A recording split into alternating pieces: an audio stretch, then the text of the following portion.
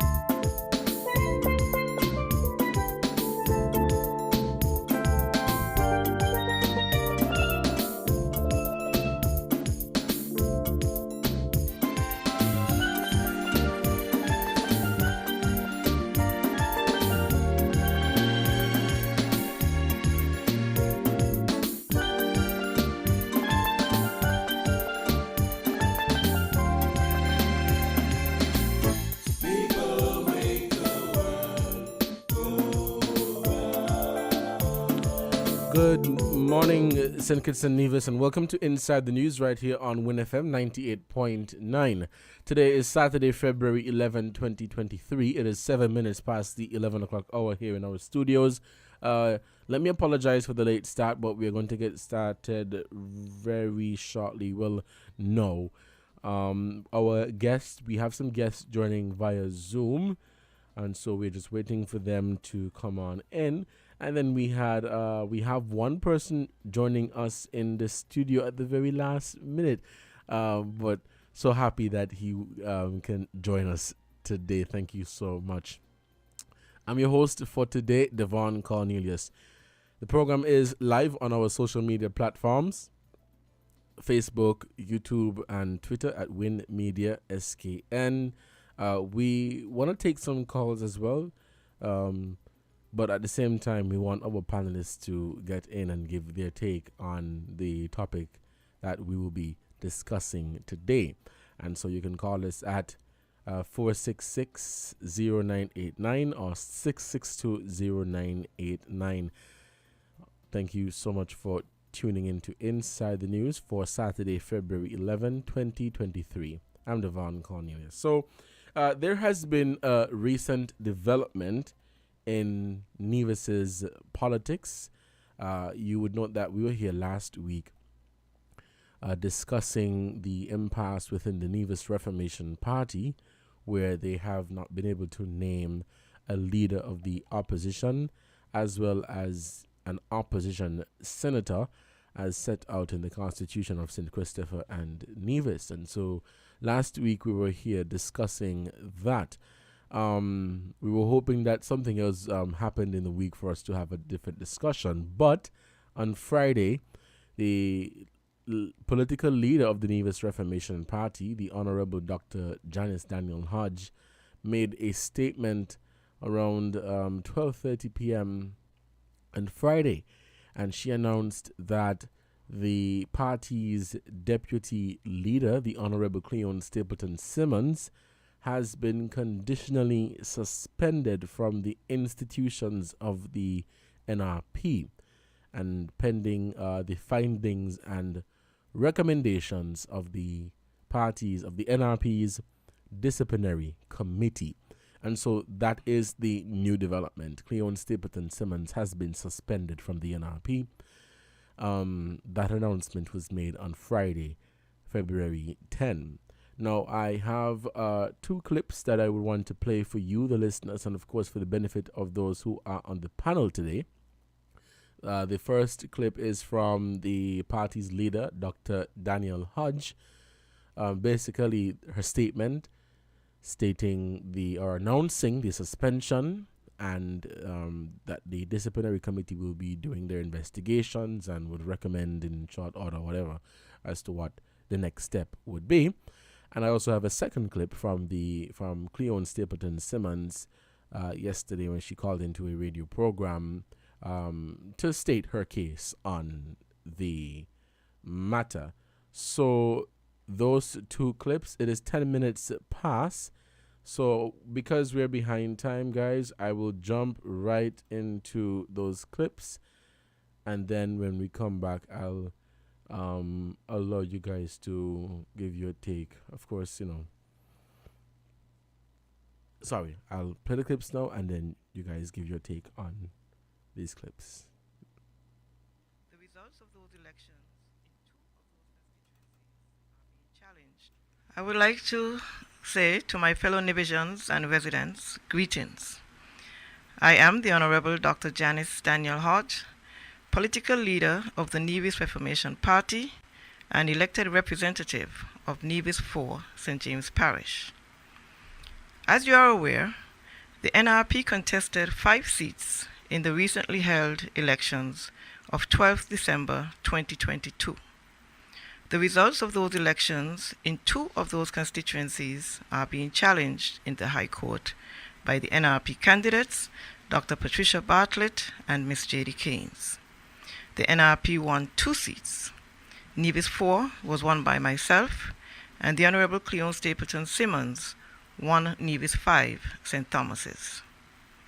With 2 elected members, the NRP is entitled to have 1 member appointed as opposition leader, provided that that member is supported by the other elected member. The opposition leader is entitled to nominate a senator in the Nevis Island Assembly. The Executive Committee of the Nevis Reformation Party took a decision on December 29, 2022, that I, as party leader, should be appointed the opposition leader. The Honorable Cleon Simmons was aware of the executive decision and was requested to advise the Governor General of her support for me as the opposition leader in furtherance of the decision of the Executive Committee. While I will not go into the details of the situation at hand, it is with regret that I inform you that to date, Honorable Cleon Simmons has not complied with the request of the Executive Committee to sign the letter. As such, the Governor General has not appointed an opposition leader. As leader of this party, therefore, I wish to advise that the Honorable Cleon Simmons has been conditionally suspended from the institutions of the NRP pending the findings and recommendations of the NRP Disciplinary Committee. I can assure you that as we take this time that God has given us to build our resilience, our integrity, and our togetherness, my NRP remains resolute that we have a mandate to take Nevis in a new direction to overcome the many social, economic, and environmental challenges that we face in today's ever-changing world. The people of Nevis deserve a caring and compassionate NRP government that can empathize with our struggling families and who want a brighter and more sustainable future for our youth. Our people deserve an NRP government that understands the importance of creating jobs and providing adequate healthcare services here on Nevis. It is not an easy road. There are many challenges along this path. But we know that God will continue to guide us to ensure that nothing happens before the appointed time. And when He is ready, NRP will be ready to serve the people of Nevis. We ask for your continued prayers and support as we continue to serve the people of Nevis. I thank you for listening, and may God continue to bless us all. Thank you very much. That was the Honorable Dr. Janice Daniel Hodge, the political leader of the Nevis Reformation Party. She announced on Friday that the party's deputy leader, the Honorable Cleon Simmons, has been conditionally suspended from the institutions of the Nevis Reformation Party. Up next, we have a clip from the Honorable Cleon Simmons. She was speaking on a radio program on Friday. I'll pull up the clip now. Have a listen. Thank you. I would just like to say that, the Constitution of St. Kitts and Nevis is the supreme law of the land, pursuant to Section 4 of that Constitution. As we know, the Section 58 of the Constitution clearly outlines how any person can become the leader of the opposition, and it's a process. And so I just want people to understand that, I have not committed any crime, any criminal activity. I am acting in accordance with the Constitution, which I believe offers me, as a citizen of St. Kitts and Nevis, some protection. I am also an elected representative for the people of Nevis 5, that is St. Thomas's Parish. And so I believe that I do have some rights under the Constitution, some protection, which, as a citizen, I have to act in accordance with. And I believe that the people of St. Thomas's expect me to act on principle. They expect me to always uphold integrity and to act honestly, and I believe I am quite capable of doing so. And so, Junie, I just ask people to understand that it is a process. I ask them to be patient. I ask people to respect me as a person as well as an individual, understand that I do have family and friends and people and constituents who love me and support me. At the end of the day, there is no absolute rule in a democracy. Okay? We cannot bully people into making decisions. We have to be able to persuade people. The Section 58 clearly states that the Governor General is guided by the person who commands the support of the other elected representatives. You have to command the support. The support should not be bullied. It is not demanded. Okay? You have to command it, and sometimes in this life we have to, as politicians, as elected representatives, as representatives of the people. At the end of the day, this is all about people. We have to be able to compromise. We live in a society where we have to give and take, and we have to have understanding. And that is what is important in this whole process. It is a test of the demonstration of how willing people are to empathize and to compromise with other persons in a democratic society, Julie. And so that is all I wish to say on this particular matter. At the end of the day, I know that you mentioned that I would be joining you at 6 o'clock. I'm not sure where you got that from, but I would not be able to do so today. But when the time is right, I would be able to make an official public statement on this matter and to clarify the law and to explain to the people of Nevis 5, my dear constituents, the entire process and what took place, and to help them to understand that I have not committed any crime. I am acting within the ambit of the law. The leader stated that I have been suspended, which I think everyone knows now. I can confirm that. I'm not sure what is the basis of the suspension, but, that is a matter that will be dealt with in due course. Like I said, we live in a democracy and we have to all compromise. If it is that it's two persons who have to make this decision at the end of the day, I believe that, we must expect conduct and behavior and sensible action and mature action from both persons, not just one person. Like I said, there is no absolute rule. We live in a democracy. We are guided by the Constitution of St. Christopher and Nevis. And I believe when the makers of that Constitution, when they were writing it, they understood that there would always be situations in politics where you have to give and you have to take, Julie. That was the Honorable Cleon Simmons speaking on a radio program on Friday in response to her suspension from the Nevis Reformation Party. Joining us on the panel today is political analyst Peter Wickham. We have youth parliamentarian Kamali Mannix out of Antigua and Barbuda. We have Disil Hambleton, a social commentator, I would say, out of Nevis. And we also have a journalist here in St. Kitts and Nevis, Mr. German Abel. As I said, we were here last week, except for Disil. And last week we were discussing the very same topic, but we've decided to come back again this week because there has been a new development in the topic, where the Stapleton Simmons has since been suspended from the NRP. For those of you who are on the line, can you guys hear me clearly? Disil, are you hearing me?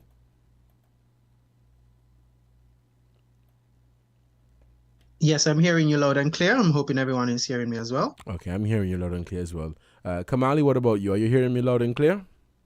Yes, sir. Okay, good. And Peter, are you hearing me?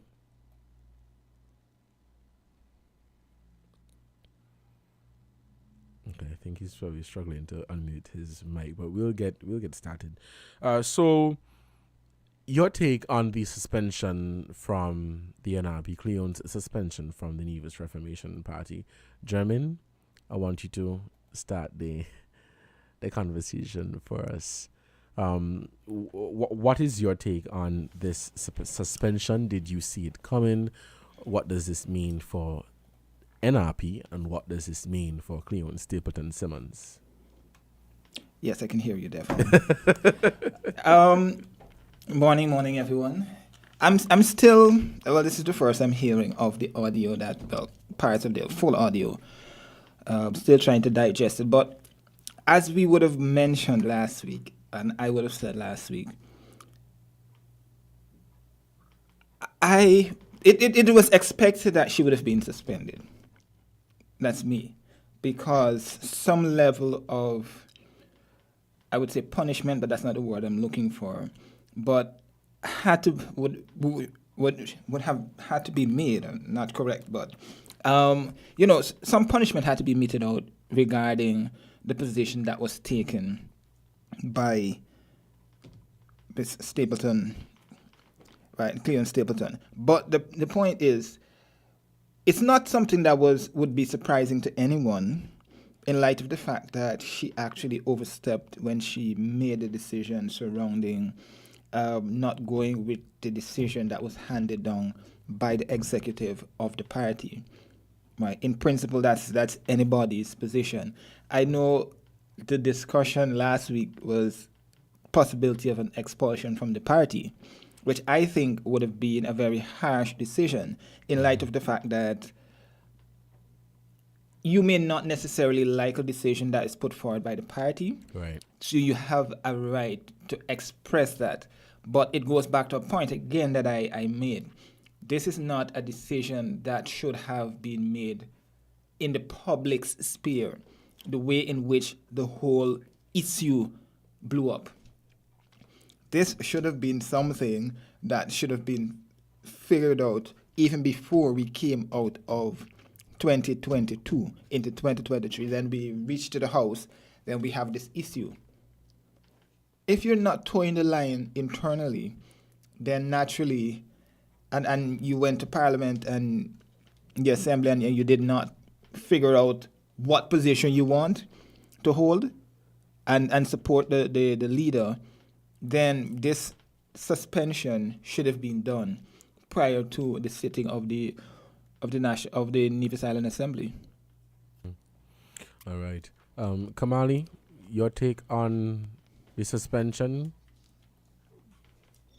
I think it was inevitable if the situation was not resolved in terms of Dr. Daniel Hodge being allowed to continue or to assume the position rather of leader of the opposition. I think it is quite unfortunate because I like to look at, I think party unity is something that a lot of persons tend to underscore its importance, because if a party cannot maintain its stability, there's no way a population will trust you to maintain any sort of stable or civilized government.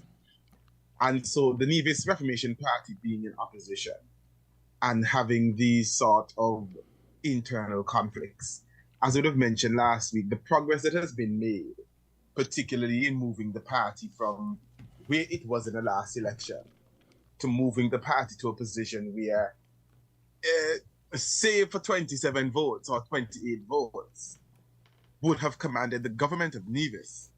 It says something.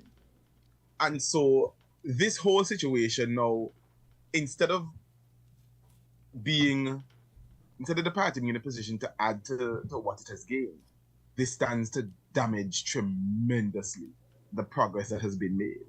Because the last things that you can possibly want, particularly at this point when the party needs to look at how do we solidify and continue to grow, is any sort of semblance of factioning within the party. Because we're just looking at, okay, the executive committee decided to remove or to suspend Miss Stapleton Simmons, fine. As she rightfully mentioned, of course, there are family members, there are supporters, there are constituents and so on that will rally behind her cause. And so even beyond just the present conflict of who is to be opposition leader, who is to name the senator, there is the very real possibility that let's just say she decides to leave tomorrow, you can have a factioning within the party. So I think many persons view it from a very surface level standpoint, not realizing the sort of damage that this can do to the party in the long run. All right, thank you so much for that, Kamali.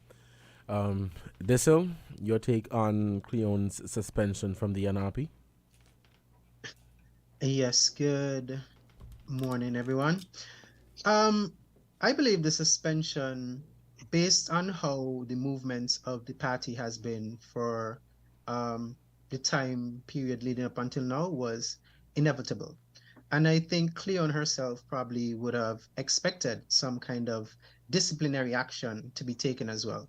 If we listen to the statement meted out by the Honorable Janice Daniel Hodge, this suspension is probably based on the fact that the executive took the decision to suggest to Cleon and herself that Dr. Hodge be named the leader of the opposition, which Cleon would have not signed on to. So that is probably why this whole disciplinary process is being had. So it is understandable that the party itself would take some kind of action towards her actions.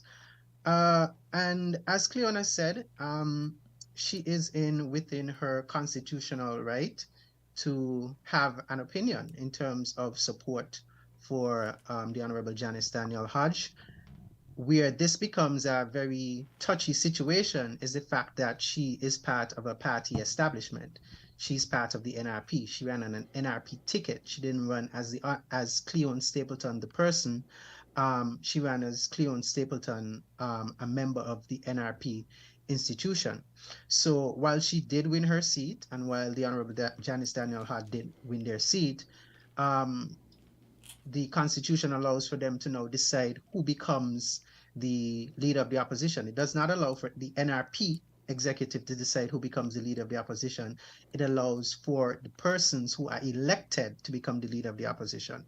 So I believe whatever situations that exist within the party that might have led up to this position at this time is what has really caused this divide. And it's a very unfortunate situation that it is happening right now in a point, as Kamali, which have rightfully said, the NRP needs a sign of unity.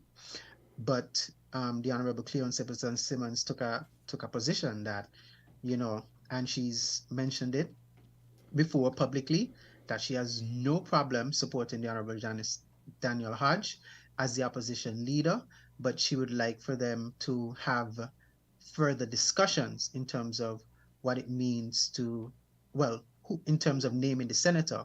However, generally, she would not have that right in terms of naming, even having a say in who the senator is named based on how the Constitution is outlined.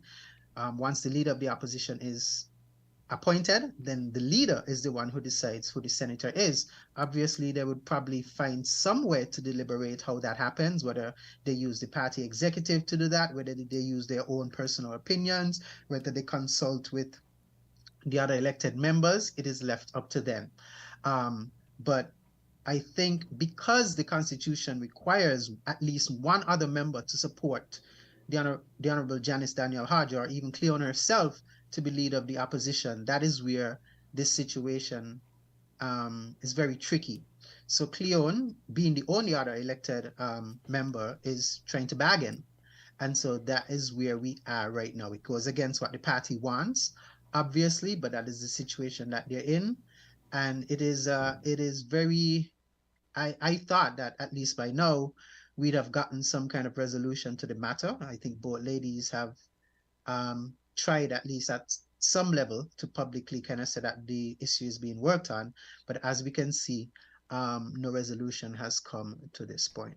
All right, thank you so much, Disil. And Peter, your take on Cleon's suspension from the NRP? Yeah, well, not a lot of disagreement among the panelists. I'm agreeing entirely with Deshaun and Kamali regarding the fact that, it's unfortunate that we are here. And, the other observations in relation to what ought to be done. Last week, we were clear in our minds that the question as to who should be the leader of the opposition should not even be on the table. The Governor General has the necessary power to do so and should perhaps go ahead and do it. What I want to focus on instead today, though, is the impact of this action, unsurprising as it is, and what it will do, firstly, to the NRP going forward. My sense is that the NRP has determined, Dr. Hodge has determined that it is best, if she's going to impose some level of discipline on the party, to do so now. If there has to be bloodletting, let it be now. And if it means that they are unable to form a government in the event that they win one of the two court cases, ultimately, I think she's seeing a broader picture that says that if they are going to take up government, there has to be some level of party discipline. And if there are challenges, then they need to deal with those challenges. No, I agree entirely with Deshaun that, Stapleton Simmons has to ask herself, if she is so confident about all that she has done in terms of her own self and the fact that members of her family and so on want her to exercise this level of judgment, then, resign the seat and run again as an individual. And I can guarantee her that she will lose, because she's not Asa Michael. So this idea that she has won the seat on her own 2 feet is something which constitutionally it's clear you vote for an individual, but I think that we all understand the reality is the vast majority of people who hold seats, not only in Nevis, but in St. Kitts and in other places in the Caribbean, hold them because of a political party, because people have voted for the NRP, voted for her on the assumption that she will help put the NRP into office. Clearly, she's doing an injustice to this theory now, and my sense is that if she is convinced that she's doing the right thing, then she has an obligation to say, well, let me step away from the party, as I have been suspended anyhow, and resign the seat and let me hold a by-election or run again. And if people are so convinced that I should be there on my own steam, then I will win. Of course, she's not going to do that because she, like all of us, understand the reality that she's facing. So this is the NRP. I think what the Dr. Hodge is also doing is saying to the powers that be, we're going to have a budget coming up. We need to have an opposition leader, and I think the governor general will have to exercise his judgment in terms of determining who it should be. And the fact that this individual is now suspended from the party is irrelevant. The fact is that during the course of the election that led to this situation, there was a clear indication. She's clearly indicated since then that she supports her for leader of the opposition.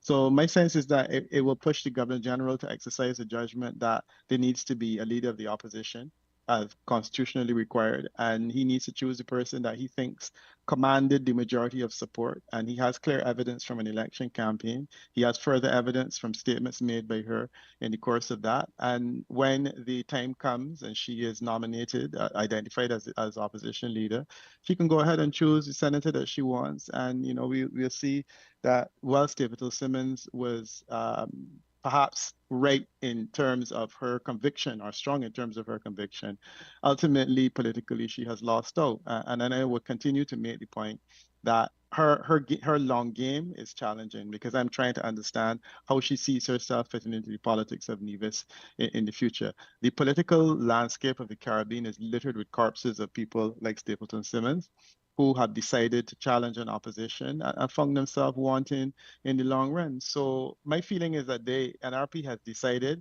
they're going to bell the cat now, and they will take whatever chances that they have to take, because if the wind blows in their favor, as it appears to be blowing, it will then mean that their long-term reality will be better than their short-term reality. So my main concern now is whenever we have Parliament being called, will the Governor General do what he ought to do, which is to identify the person that commanded the majority or appears to command the majority of support in the case of the last election, which to me, the choice is pretty much obvious.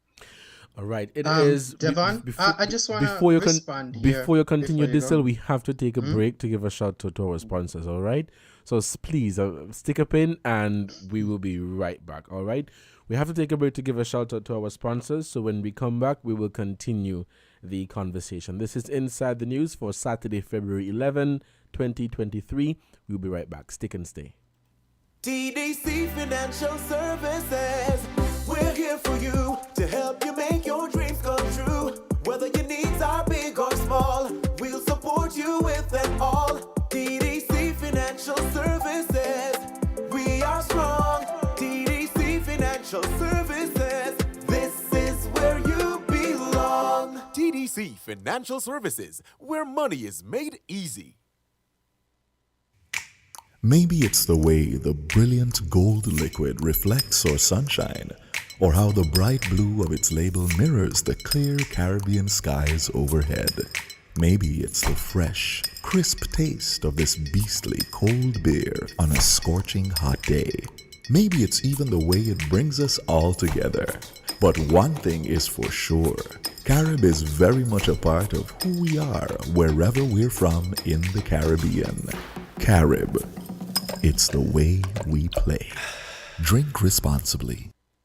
People make the world go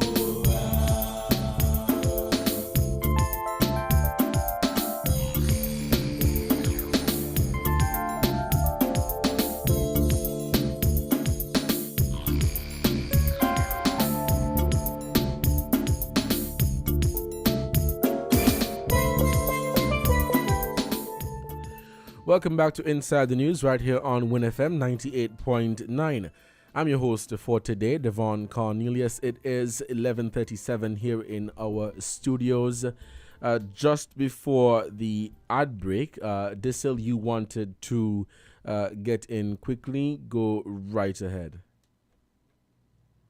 Yes, thank you. I just wanted to respond to a few things that Peter was saying and kind of clarify, because the Governor General actually cannot appoint a leader of the opposition unless there's at least one other member on the opposition benches that supports that person. So regardless if leading up to the election, Cleon supported Janice or not, during the election, Cleon supported Janice or not, and even after the election, if at any point in time she withdraws right now in the Nevis, based on the constitution in Nevis, withdraws the support from Janice, then the leader of the opposition position would be taken away. So I don't think we should take the constitution so lightly in that sense and just decide that the Governor General can do what they want when they want. The constitution clearly outlines that that person must at least have one other member for them to become the leader of the opposition.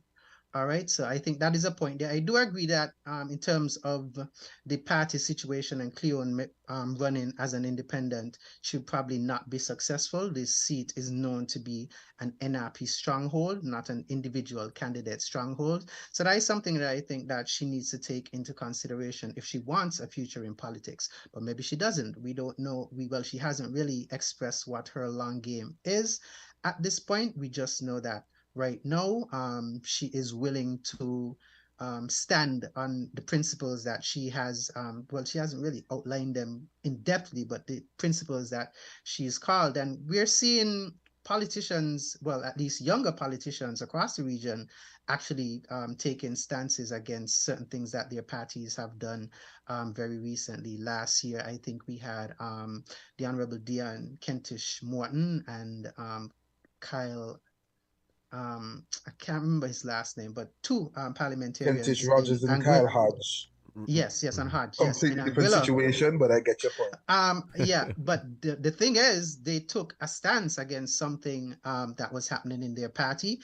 Kentish Rogers was willing to resign, and I think she did for a point, but then she came back, and these persons ran on their party tickets, and decisions were made in their party that they themselves did not support, and they were willing to risk their political career. So let's not pretend like politicians aren't willing to risk their political careers nowadays. This is something that is happening. I mean, I think there's a shift in terms of how younger politicians are looking at politics right now. So we really should look at the situation, and listening to Cleon's statement recently, she said she is willing, the compromise that she's willing to do in order to appoint Janice as the leader of opposition is to have some kind of say in who the senator is. Politics is about bargaining. You look in any democracy anywhere, when you look at the United States of America, you look at the Senate and the House, these people, you have to sometimes get Republicans on your side, you have to sometimes get Democrats on your side, and you have to bargain with them. You have to give them something in their district. You have to do this, you have to do that. So for me, I'm looking at it in the same aspect as how the unity construct kind of just went down the drain, where the Honorable Sean Richards and Matt Brantley on their side for PAM and CCM, they had specific demands that they wanted the then Prime Minister Timothy Harris to do. And they were resolute in that, and the Prime Minister was resolute in that he's not going to comply. So we just had two sets of people resolute and doing two totally different things, and nobody could come to a compromise. And I think we find ourselves in a similar situation here, and it is very unfortunate because of the steam that NRP has really picked up in the past, well, in the local election at least. I can understand. Can I respond quickly to this, Sean? Yes, go ahead. Go ahead. Go ahead, Peter. Sorry, yeah. Sorry, apologize. No, I'm looking at a copy of the Constitution here, and the language I'm seeing says that the Governor General is entitled to appoint the person who appears to him or her, I guess, to command the support of the single largest group of representatives who do not support the government. That language is clear to me that it appears to him. And, you know, the reason why we have conventions across the Caribbean and the reason why we have constitutional law that evolves is because we appreciate that there may be situations in which the appearance is not clear. And this is one of those situations where you have two people. Nowhere in the Constitution does it say that one person has to support the other. What it does say is that it has to appear to the Governor General. And my thing is that I don't see how it cannot appear to the Governor General because it pretty much appears to everyone else. And this is the reason why, as I said last week, you know, in the United Kingdom, the language is similar in their, well, what appears to be their constitution, because they don't have a constitution. So you can have a decision made in the party where individuals may disagree as to who the leader should be, and the Queen essentially appoints someone who appears to them to be the person that commands the majority. And I think that if we decide, or if we go down this road, that she has to write a letter in support, I'm sorry, there's no precedent for it. There is no what you could say legal or jurisprudential position that supports that. What it does say is that there needs to be a leader of the opposition, and that person has to appear to the Governor General as the person that has the support of the single largest group that does not support the government. So to me, that point is clear. And this idea that she appears to have, which certainly Deshaun appears to support, DeSille, sorry, appears to support, that there needs to be this letter and she needs to obviously give her support, is something that, as I said, I do not agree with. I don't think there's no constitutional or jurisprudential support to it. And I would be anxious to hear what kind of case law or jurisprudential support that they're going to bring to support that. Because as I said, I've brought evidence of instances in the Caribbean where, you know, that has been clear. And there have been two people in the opposition, and the Governor General has made a decision in support of the person who was leading the party at that point in time. You have Antigua, you have Barbados. Those are two cases in point, which I think should provide pretty much good jurisprudential support to the argument. The other point is this whole idea of her bargaining. You know, I think that she is right in that regard, and certainly DeSille is right in that regard, that she has little power now and she wants to use the power she has to bargain, and she has every right to do so. The reality is that, as Sean Richards et al. Realized, when you take a stand like that and you run against either a party or a coalition, you also take a political risk. So of course she can do it, but there's a political risk that she's taking, and I think she's already paying the price for taking that risk. So yeah, people have the right in the Caribbean. You're elected as an individual to stand on principle. You can go to Trinidad and Tobago, you can go to Barbados. We had a guy in Barbados who won with the government across and became opposition leader. You're entitled to do that, but when you do that, you run a political risk with the understanding that if it does not work out for you, then you will lose in the long term. So Reverend Adderley, he ran under the BLP, he crossed the floor, he became opposition leader, he enjoyed the salary and benefits for 3 years. When the Prime Minister dissolved Parliament and called the election, then he found himself to be without a seat because he decided to run as an independent. And people understood that they only elected him because he was running as Mayor Motley, under Mayor Motley, and he lost out. So I think she will suffer a similar fate, but I do appreciate that she understands what she's entitled to do legally, and she will do that, but the long-term reality is another matter altogether. I could understand the legal or constitutional argument being had, but what you just stated there, Peter, is interesting. The line that the Governor General appoints the leader of the opposition, who appears to have. Now, throughout the election, it appeared as if the other members, including Cleon Simmons, supported Dr. Daniel Hodge as leader of the opposition. Then there has been this public squabble since. The point that I think Peter was making, Dissil, was that since that public squabble, Stapleton Simmons can be heard on public platforms, an interview saying that she supports Dr. Daniel Hodge as leader of the opposition. And so I think what people are trying to understand is, where does the letter come from where you actually have to sit down and write and sign and say, I support Dissil Hamilton as leader of the opposition. Don't get me wrong. I understand both sides of the argument. Yes, it's a constitutional thing.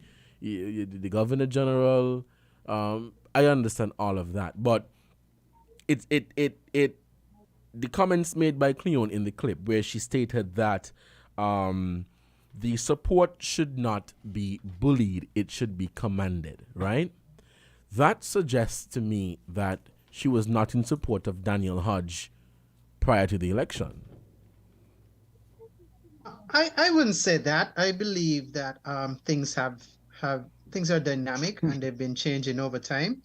Whether Cleon is part of the NRP party, so let's assume that there was a position where even if she didn't support it, she didn't have much of a say, as in there were more representatives on the opposition side to outnumber her to support Janice, and she couldn't do anything.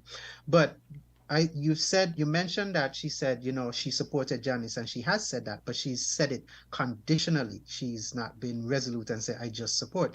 She said she support her getting the leader of the opposition on the condition that she has some input in terms of the senator. She's made that statement multiple times publicly. So the support has, something attached to it. So I think we can't just neglect that she's saying that. And so that is why I think they should be at a table, with some kind of mediator or something, or whatever the case may be, deciding that as two members of parliament. What Cleon has done. Sorry, Dishil, can you identify the section of the Constitution that gives her that right to determine who the senator should be? Can you just identify that quickly? No, it does not give her that right. But so she has no legal basis on which to make that claim. Because just let me be clear. Let me ask that question. Hold on, one at a time. Does she have a legal basis? Well, she might not have a legal basis to determine who the senator is, but she has a legal basis to determine who the leader of the opposition is. And unless the leader of the opposition is appointed first, then there can be no senator. So it's a trickle-down effect if you're following. Right, but if a constitutional or legal argument is being advanced, and then you would have to support that. I think the point that Peter made is a good point. It's interesting. There is nothing constitutionally that supports Cleon having the right to select the senator. That is for the leader of the opposition. So it's a back and forth, and I don't know. German, you wanted to get in earlier to give your take on something. Go ahead.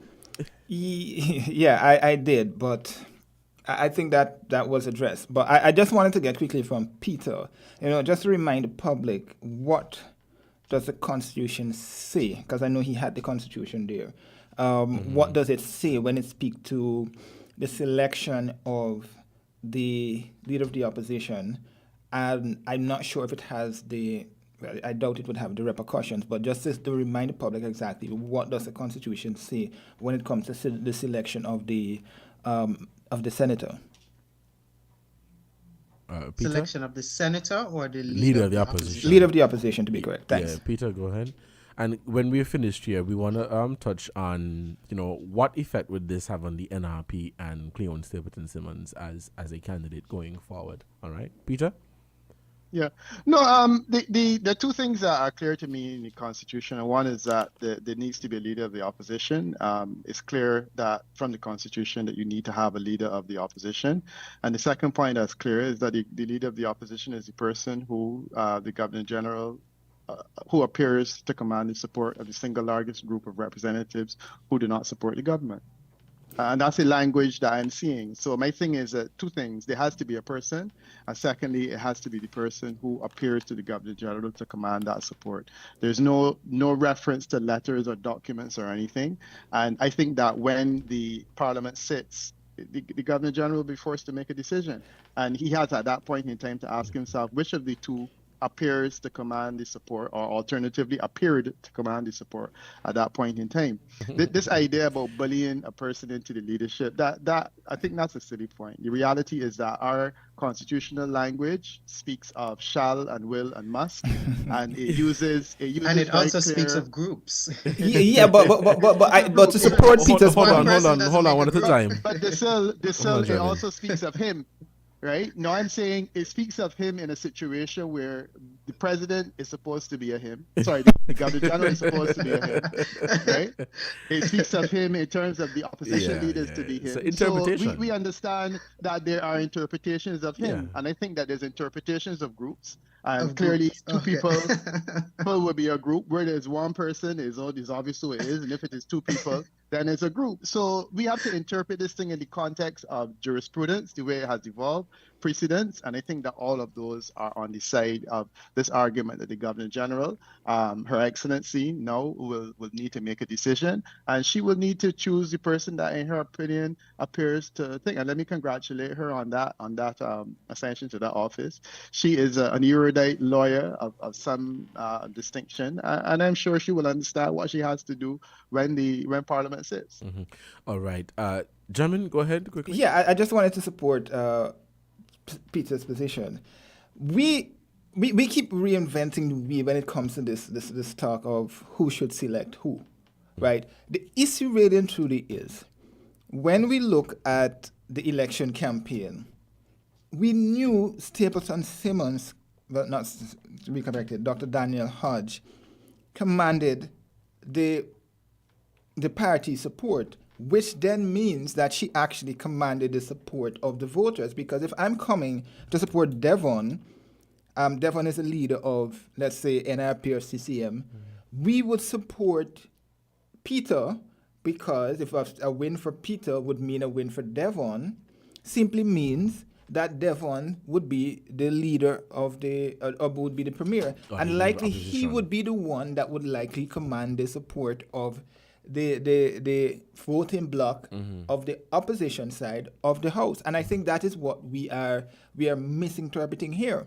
right? And I think that's where Miss Stapleton Simmons may have erred with the point that, she did not, she won, but I think I need to think. But I think the second point that we have to look at as well is it's a whole dynamics mixture of thinking, because I was making a point recently, I don't know if it was you, Devon, or on air, when I said, when we look at the decision that, and this is me interpreting the position taken, that we went to the polls with Devon being the leader of the party, but Devon lost. We need a new dynamic, we need someone new, and new thinking to lead us in the House. And I think that may have been the position that Stapleton Simmons chose. That's why she was not fully in support of Daniel Hodge for the leader of the opposition position, because a lot of people challenge their leaders when they lose, because their argument tend to be, you were the downfall of us during the elections, right? And yeah, it goes back to the basis of all our discussions here. Yes, it's that is not the position that should have been taken. Simple as that, right? But one other thing that we have to remember, this issue likely will be resolved by the middle of this coming week.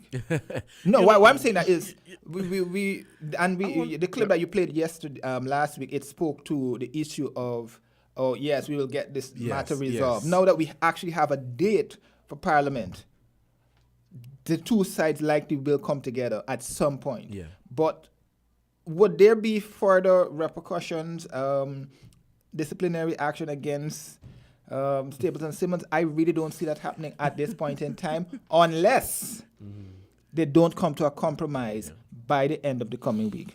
It is left to be seen, German, but I want to put in this here. I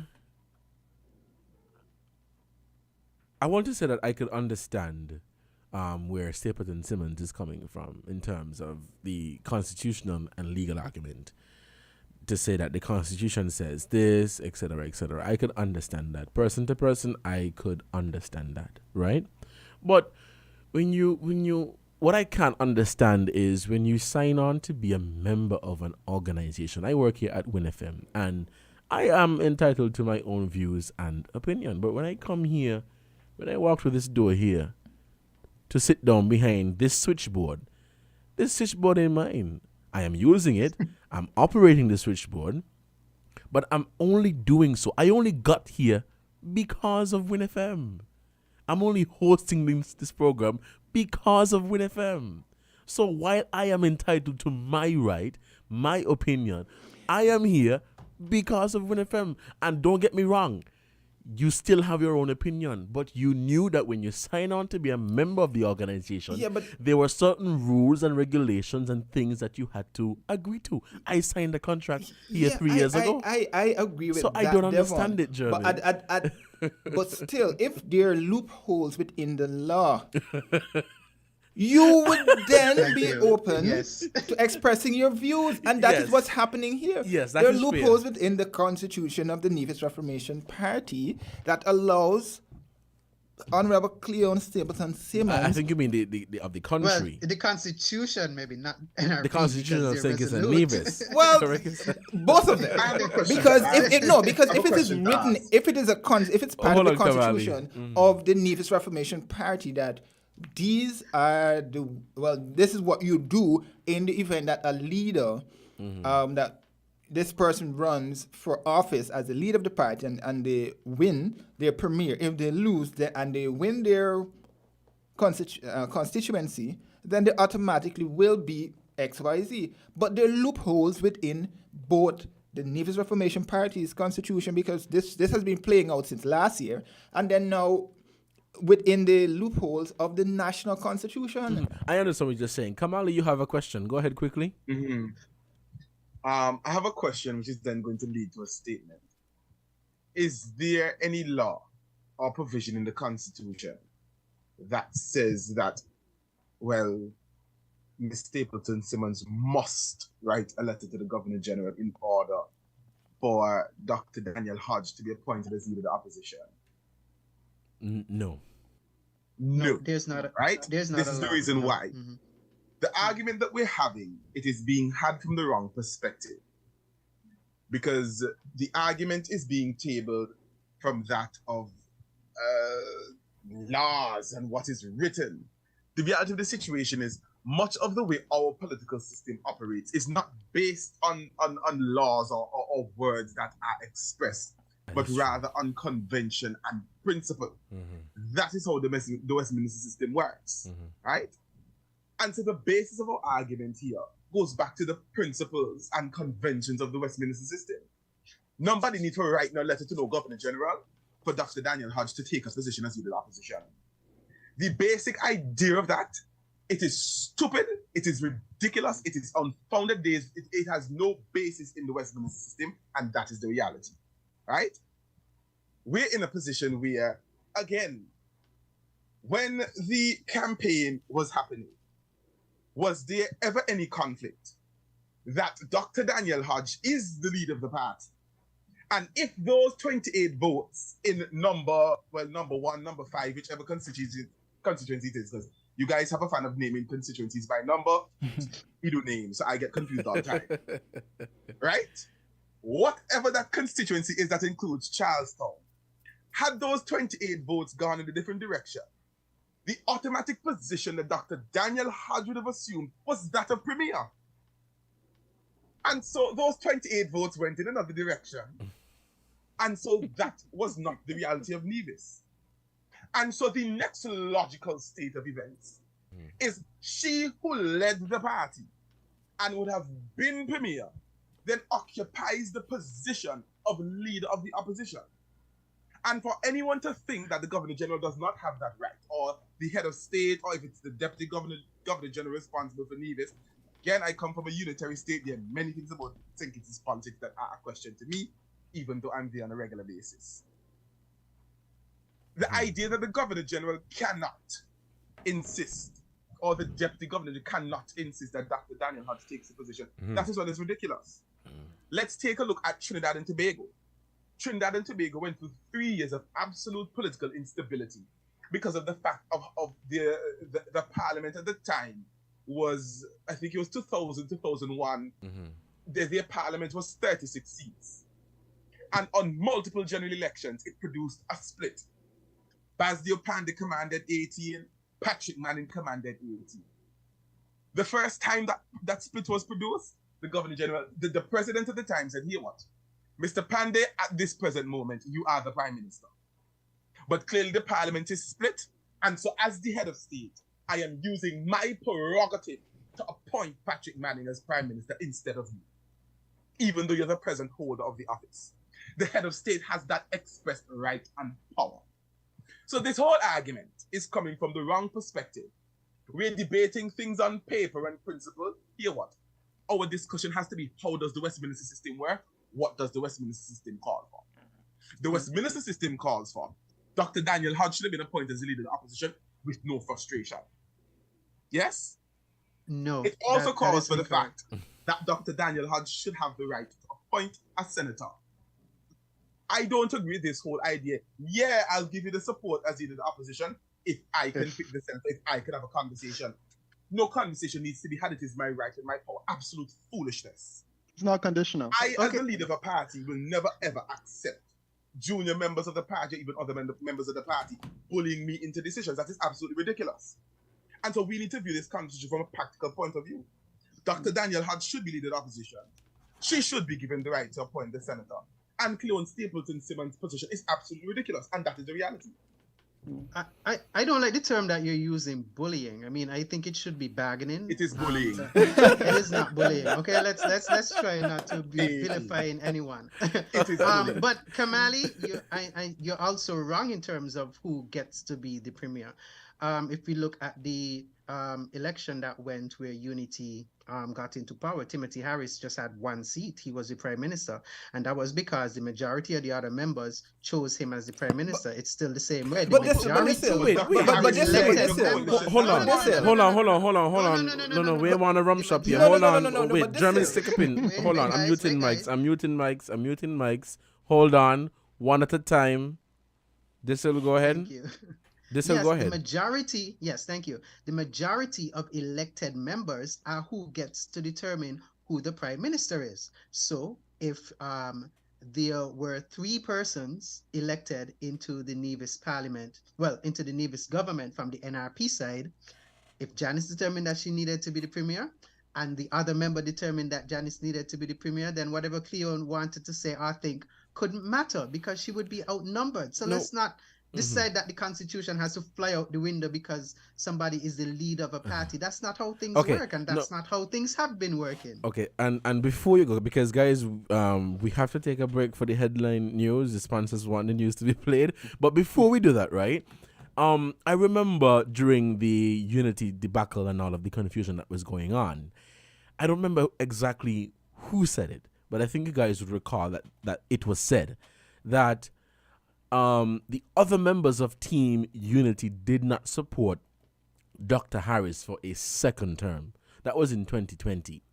And it was said that the former Deputy Prime Minister, Sean Richards, went ahead and gave him the support. So my question, and maybe this is a question for Timothy Harris or the former Governor General, how did Timothy Harris become Prime Minister in 2020 if it was only Sean, reportedly only Sean Richards, who went and gave his support? Guys, we have to take a break for That is interesting. we have to take a break for the headline news. When we stick and stay, we won't be too long.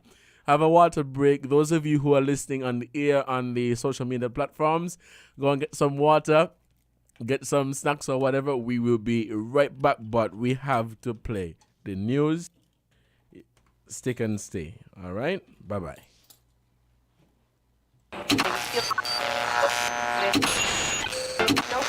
You found the sound. 98.9. Win FM.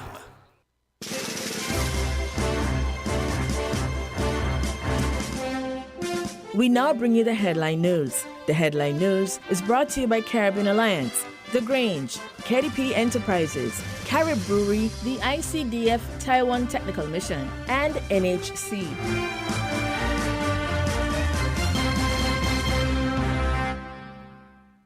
NHC is helping you to pay less in 2023. Having difficulties keeping up to date with your mortgage? Make an appointment to speak with your account manager today and learn how you can pay less. Our refinancing program will give you the opportunity to pay as low as $300 a month. Call us 466-4701 or visit our office at East Park Range. Pay less.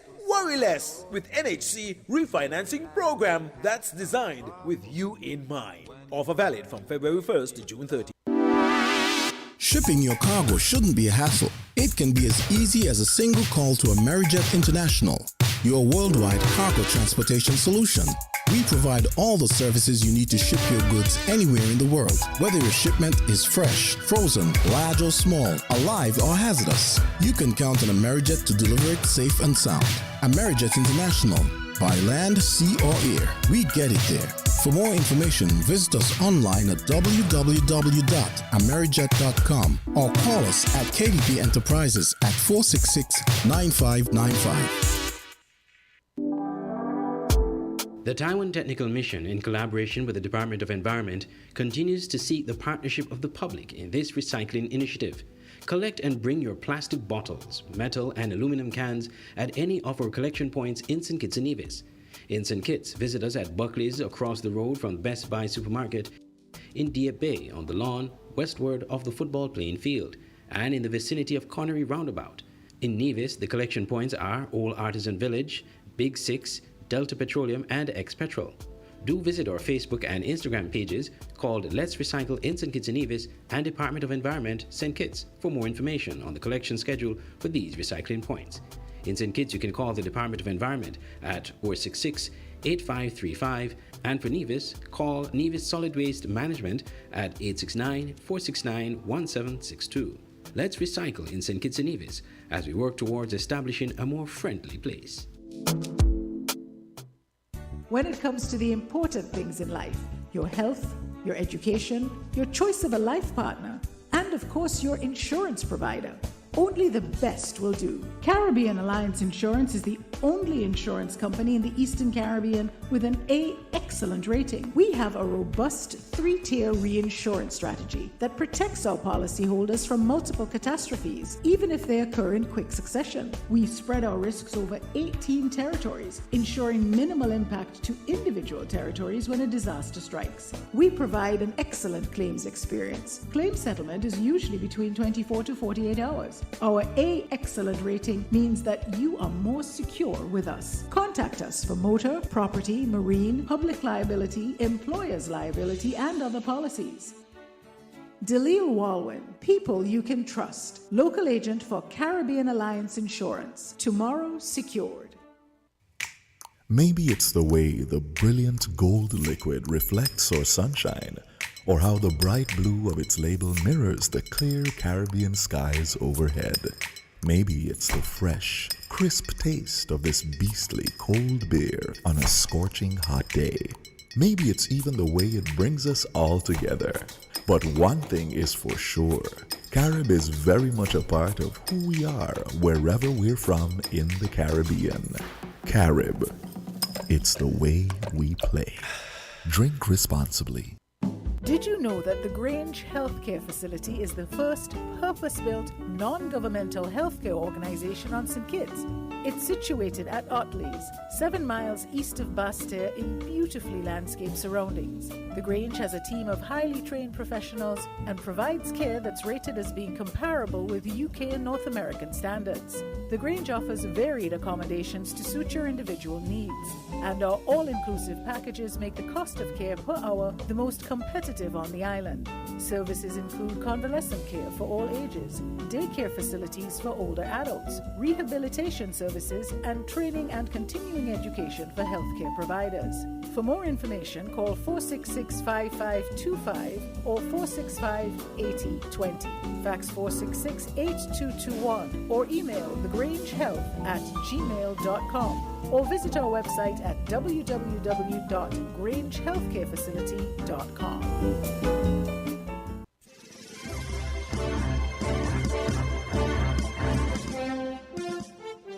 With the WIN headline news, I am Kevon Brown. Making the headlines, Basseterre and Old Road fisheries facilities under renovation. 500 monkey traps to be set up throughout St. Kitts. Grenada's opposition MP says the closure of country's Marketing and National Importing Board is sad news. Internationally, an aftershock has been reported in Turkey following Monday's deadly earthquakes. The U.S. Geological Survey reported the shock had a magnitude of 4.5. Meanwhile, Florida's legislature voted to expand Governor DeSantis' controversial effort to relocate migrants anywhere in the U.S. and bolster his election police force, backing some of the Republicans' top priorities ahead of the anticipated 2024 White House campaign. Now, the details.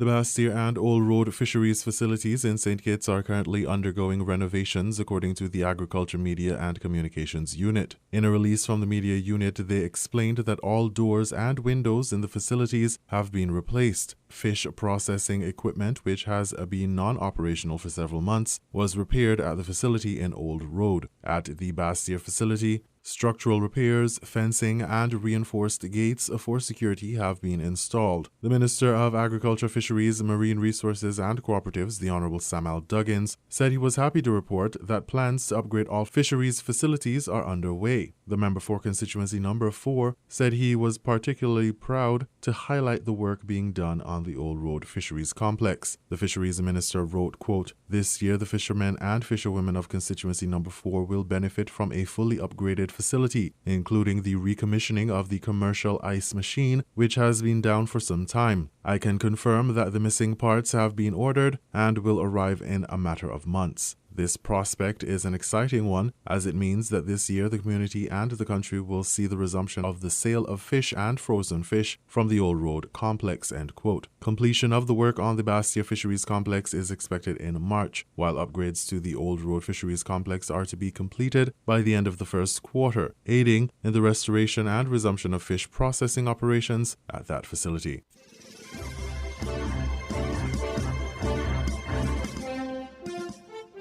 The Department of Agriculture is expected to deploy 500 monkey traps throughout St. Kitts to reduce the monkey population destroying farm crops throughout the country. Minister of Agriculture, the Honourable Samuel Duggins, said the aim is to help deter threats caused by monkeys and other animals that wreak havoc on crops and pose a danger to our food security agenda. The need for these measures stems not just from the destruction of crops the monkeys cause, but also because the primates pose a significant threat to food security in St. Kitts and Nevis. Acting Director at the Department of Agriculture, Junel Kelly, said there would be various traps of various sizes, starting with some smaller traps and eventually bigger traps to catch a more significant number of monkeys. The acting director wants discussions and consultations with stakeholders to find new avenues to reduce the population. The ministry is also gearing up to host a monkey control symposium in February to further address the growing concerns of farmers, the public, and other stakeholders affected by the increasing monkey population.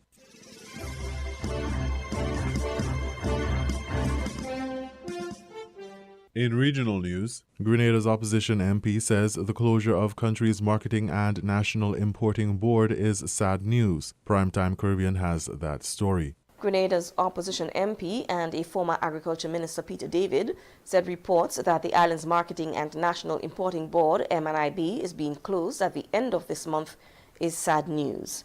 There has been no official statement from the Dickon Mitchell administration about the pending closure, but some local reports said the workers of the MNIB were informed Thursday. The MNIB was set up by the People's Revolutionary Government almost 40 years ago with the stated aim of helping to find markets for the produce of Grenadian farmers. David said the MNIB got into trouble once it stayed away from its original purpose. Because at the end of the day, what I heard was farmers saying that the marketing board should do what it was supposed to do, that the marketing board should go back to its original mandate. It was intended to be an entity that would help with finding markets and importation of inputs at a lower cost, affordable cost for farmers. David said discussions had begun a year ago during his tenure as Minister of Agriculture to see how the body, which was in dire straits by then, could be brought back to serve its original purpose. Critics say the new government had decided early in its term to shut down the parastatal body even before it embarked on a series of public consultations on the issue last month. As Minister of Agriculture, we began the process of discussion to see how to get it back on, how to get marketing board back on track. And I believe that's what we should do. You have a consultation a month before and then you decide to shut it down. It can't be that you gave serious consideration to all of the views. So I believe maybe this was a decision already taken, and maybe it's a decision taken without deep understanding of the role of the marketing board or the role it can play in assisting agriculture in Grenada. He said the closure of the heavily indebted MNIB will put local farmers at an extreme disadvantage. It is difficult for the farmers. Finding markets is difficult. The revolution recognized the difficulty in finding markets. It is difficult with the cost of imports despite the concessions that we have. The revolution recognized that, and the marketing board was set up to deal with these two challenges. And now we don't have it. So in addition to workers going home, in addition to the fact that people in my constituency also are now having to look for a job, we have farmers unable to have the entity that was set up to help them, there to help them. So while I agree with all of the difficulties, I believe it was a knee-jerk response to just shut it down. No. David said different administrations are to be blamed for where MNIB got, but the challenge now for the present government is to find a solution. Based on what I was hearing and all of that, people are somewhat of the opinion that it is the previous administration that has helped the marketing board to reach this, where the stage it is at now. As someone who has been involved, still is involved with the government, what are your thoughts on this? Absolutely. We've all contributed to it. The previous government, the government before that, the government before that. We've had NDC governments and we've had NNP governments, and all of them have contributed in one way or another. I'm not going to say that we've done everything, else we wouldn't be there. The question is, how do we solve the problem? No government is free of blame in marketing board and the way it has gotten to. Marketing board developed into a competition with farmers with large overheads rather than facilitating the farmers. And I heard the complaints of the farmers, so I know I can't sit here and in good conscience say that previous governments did not contribute. This problem did not arise last week, and I'm not referring to the problem. Recognize the problem. I'm talking about the solution to the problem.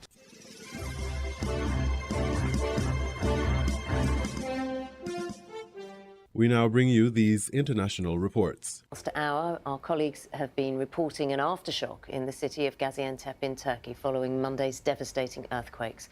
More than 24,000 people are now known to have been killed in Turkey and Syria. Syrian state media says the government has now approved the delivery of emergency aid to rebel-held parts of the country. But agencies are calling for more cross-border access from Turkey. As the work continues, there have been some remarkable rescues. Our correspondent, Howard Johnson, reports. Little Musa Hamedi from Jindaris, Syria, walks on top of the rubble that once imprisoned him. Badly bruised and wrapped in bandages, he puts on a brave face. He was among 4 people pulled from the rubble 4 days after Monday's deadly double earthquake. Musa's rescue defies the odds. Experts say 90% of survivors are rescued within the first 3 days after an earthquake. Tragically, no one else from his family survived. His care now rests in the hands of volunteers in a country already pushed to the brink by a decade-long civil war. But in a rare act of clemency, the Syrian government have given permission for international aid to be delivered to rebel-held areas. Across the border in Turkey, rescuers in Gaziantep work day and night, acutely aware their window of opportunity is beginning to close. Unfortunately, we have our team, K9 dogs that are searching for survivors in Atakia, and unfortunately, no luck today. They couldn't find anyone, but we are continuing the search tomorrow, and we are still hoping. And the world is watching. In New York, the Turkish UN mission is busy packing aid and organising its delivery to those most in need.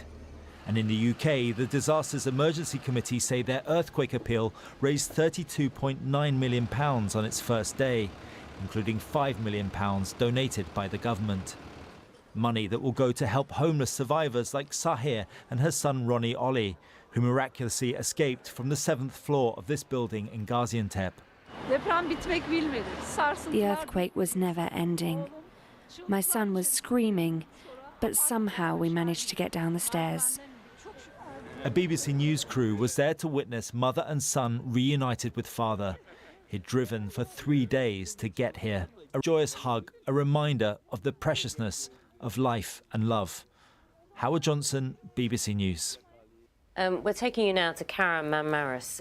It's a minor city. It's known as Maraş. It's northwest of Gaziantep. Gaziantep very close, around 20 miles from the epicentre of the earthquakes which struck on Monday morning. Population of around 380,000 here in Kahramanmaraş. Surrounding area mountainous. The city, though, obviously a commercial area. It produces olive oil, spices, and again another city that was largely destroyed during that earthquake. We've seen pictures of the devastation, the widespread devastation that has hit this city. The rescuers, the big machinery coming in to clear rubble, even those buildings which are still standing, they're not deemed safe at this moment in time. So now the situation really is, when it comes to aid for those who are homeless, displaced, and still rescuers looking through the rubble with some faint hope of finding survivors. Let's speak now to our Middle East correspondent, Tom Bateman, who's in the southern Turkish city of Adana. Tom, good morning to you. 5 days and 5 nights these rescuers have been here doing this recovery work. It's incredibly precarious and dangerous. I was speaking to a few of them earlier in the week, and even by a couple of days in, they were absolutely exhausted. Not only is it, physically hard work, but what's been happening here is every hour, few hours, another body will be pulled from the rubble. Another one last night, and they believe there's probably around another 20 under what remain.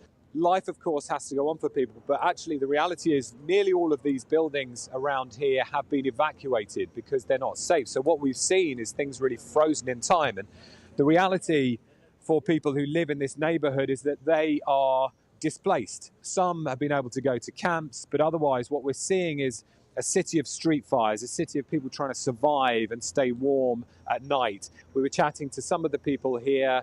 One man, he happened not to be at home at the time overnight with his family when the building collapsed. They've been telling us about another friend, a carpenter, and his family waiting for news. The body was pulled out from under the rubble last night. So it is this continuing grief, appalling news, terrible work for what is now effectively a recovery operation for these workers, and at the same time, this deepening humanitarian crisis. Tom, I know that some of our BBC colleagues are reporting aftershocks even today, I think in the last hour or so, and that's a real worry, isn't it, given what you said already about the precariousness of the buildings and the infrastructure there. What do you know about that? Yeah, I mean, we felt aftershocks here in Adana in the days after the quake.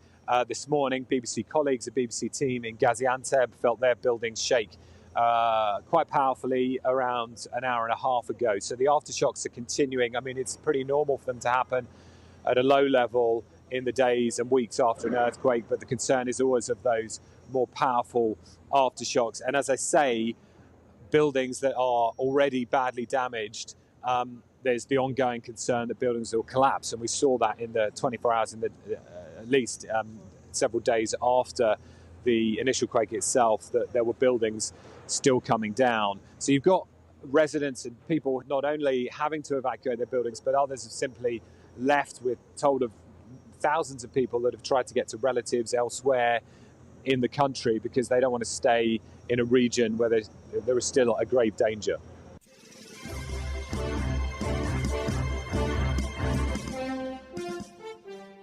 Florida's legislature on Friday voted to expand Governor Ron DeSantis' controversial effort to relocate migrants anywhere in the United States and bolster his election police force, backing some of the Republicans' top priorities ahead of a widely anticipated 2024 White House campaign. The Republican-controlled State House of Representatives approved 2 bills, which passed the Republican-majority Senate on Wednesday and will now head to DeSantis' desk for his signature. State lawmakers are holding a special session to advance several bills at the urging of DeSantis, who has built a national profile by stoking conservative anger as he weighs challenging former President Donald Trump for next year's Republican presidential nomination. Last year, DeSantis used taxpayer money to fly dozens of South American migrants from Texas to the wealthy enclave of Martha's Vineyard, Massachusetts, saying he was responding to the federal government's failed immigration policies. And yes, we will help facilitate that transport for you to be able to go to greener pastures. The move, decried as a political stunt by Democrats and advocates for immigrants, raised legal questions because none of the migrants had been in Florida. Friday's migrants bill would explicitly allow DeSantis to transport migrants from anywhere in the country, saying money spent on flights in the past is deemed approved, which could help defend the governor against lawsuits and claims of misuse. Republican lawmakers also approved a bill strengthening DeSantis' election police force, which was created last year in the wake of former President Donald Trump's false claims that the 2020 election was stolen. Today we're rallying for Governor DeSantis! In another win for DeSantis, lawmakers on Friday also approved legislation to give him effective control of the board that oversees development in and around Walt Disney's Central Florida theme parks. The action is seen as retaliation for the company's opposition last year to a DeSantis-backed bill limiting classroom discussions of LGBTQ issues. Critics have labeled it the Don't Say Gay law.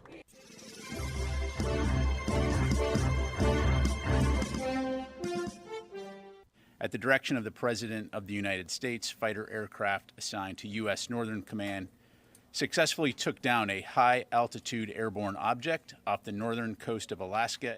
A U.S. F-22 fighter jet on Friday shot down an unidentified object, about the size of a small car, flying over Alaska. The Pentagon's chief spokesperson, U.S. Brigadier General Patrick Ryder, said.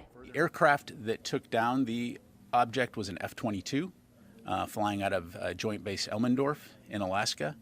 It employed an AIM-9X to take down the object. This comes less than a week after the military brought down a Chinese balloon that had flown across the United States. The object was flying at an altitude of 40,000 feet and posed a reasonable threat to the safety of civilian flight.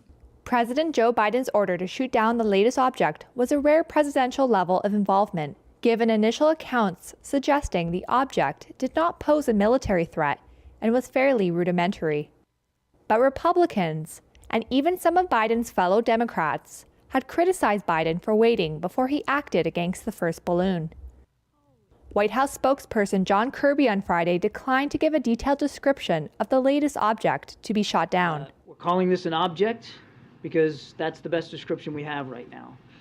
We do not know who owns it, whether it's state-owned or corporate-owned or privately owned. We just don't know. It was much, much smaller than the spy balloon that we took down last Saturday. The way it was described to me was roughly the size of a small car. Kirby said the discovery of the new object and its track first came to U.S. attention on Thursday night.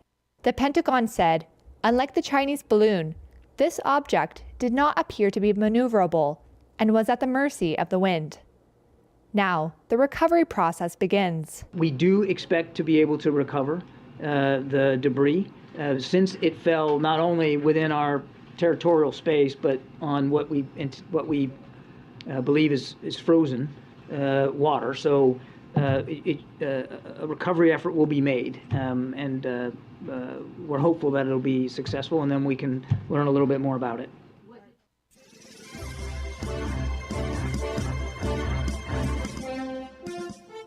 You were listening to the WinFM Headline News on 98.9. Our top stories were: Bastyr and Old Road fisheries facilities under renovation. 500 monkey traps to be set up throughout St. Kitts. Grenada's opposition MP says the closure of country's Marketing and National Importing Board is sad news. Internationally, an aftershock has been reported in Turkey following Monday's deadly earthquakes. The U.S. Geological Survey reported the shock had a magnitude of 4.5. Meanwhile, Florida's legislature voted to expand Governor DeSantis' controversial effort to relocate migrants anywhere in the U.S. and bolster his election police force, backing some of the Republicans' top priorities ahead of the anticipated 2024 White House campaign. Thank you for listening.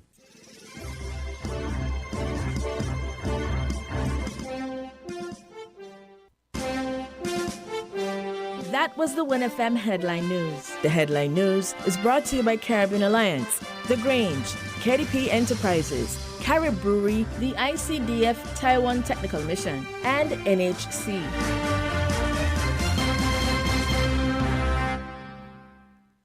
Did you know that the Grange Healthcare Facility is the first purpose-built, non-governmental healthcare organization on St. Kitts? It's situated at Otley's, 7 miles east of Bastyr in beautifully landscaped surroundings. The Grange has a team of highly trained professionals and provides care that's rated as being comparable with UK and North American standards. The Grange offers varied accommodations to suit your individual needs, and our all-inclusive packages make the cost of care per hour the most competitive on the island. Services include convalescent care for all ages, daycare facilities for older adults, rehabilitation services, and training and continuing education for healthcare providers. For more information, call 466-5525 or 465-8020. Fax 466-8221 or email thegrangehealth@gmail.com or visit our website at www.grangehealthcarefacility.com. With over a century of perfection behind the Mackeson name, a smooth blend with perfect balance and richness, it's no wonder Mackeson Triple Stout has a legacy of perfection. Enjoyed the world over. Introducing our new look with the same great taste. Mackeson. All hail the king. Please drink responsibly.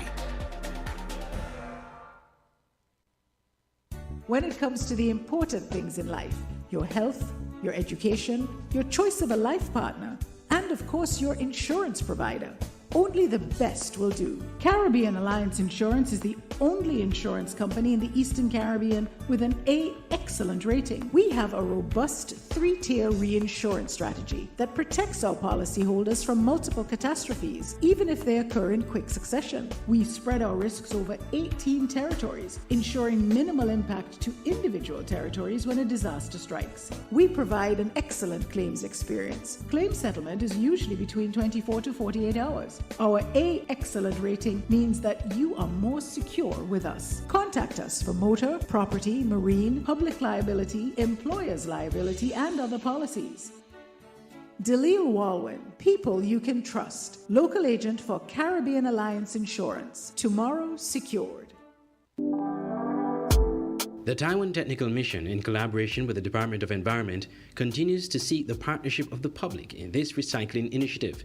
Collect and bring your plastic bottles, metal and aluminum cans at any of our collection points in St. Kitts and Nevis. In St. Kitts, visit us at Buckley's across the road from Best Buy supermarket, in Dieppe Bay on the lawn westward of the football playing field, and in the vicinity of Connery Roundabout.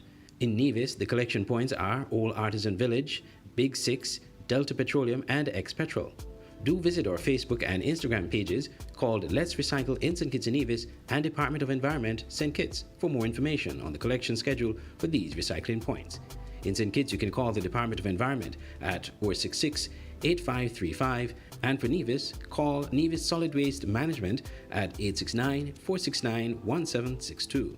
Let's recycle in St. Kitts and Nevis as we work towards establishing a more friendly place. Shipping your cargo shouldn't be a hassle. It can be as easy as a single call to Amerijet International, your worldwide cargo transportation solution.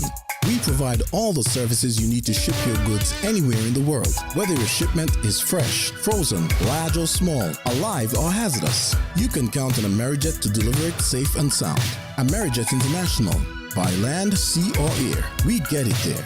For more information, visit us online at www.amerijet.com or call us at KDP Enterprises at 466-9595.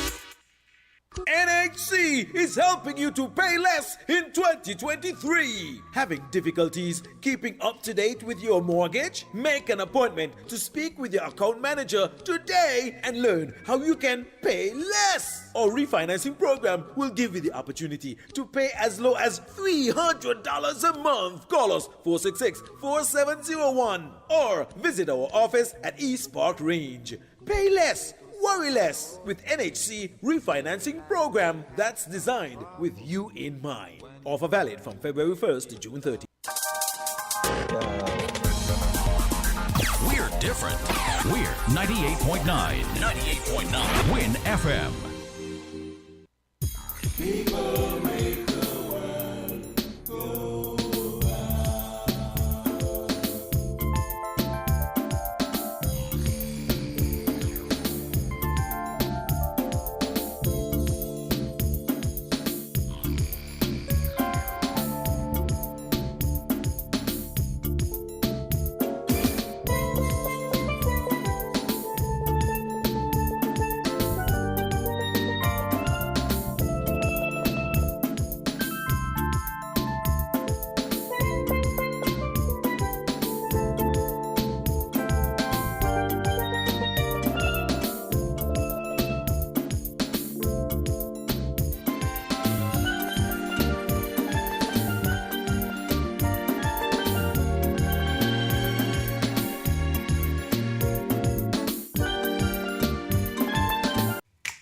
Maybe it's the way the brilliant gold liquid reflects our sunshine, or how the bright blue of its label mirrors the clear Caribbean skies overhead.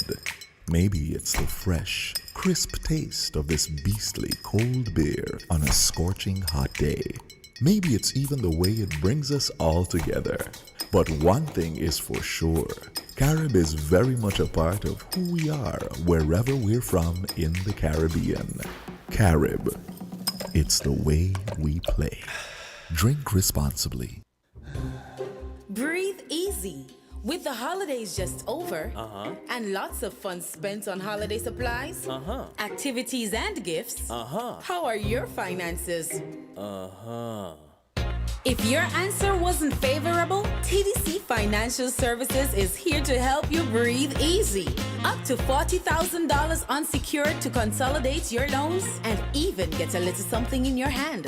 No need to worry. Visit our social media pages or call 465-6516 or 469-5430 to learn more on how you can breathe easy with TDC Financial Services Limited. Terms and conditions apply. People make the world go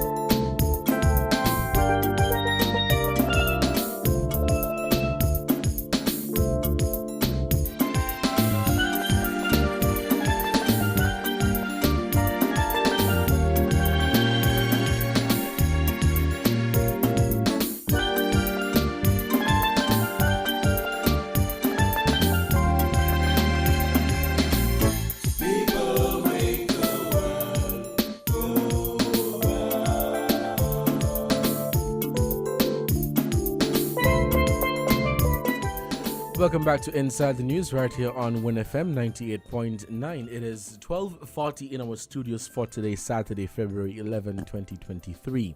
I'm Devon Cornelius. Thank you so much for joining the conversation. For those of you who are just joining the program, we are live on our social media platforms.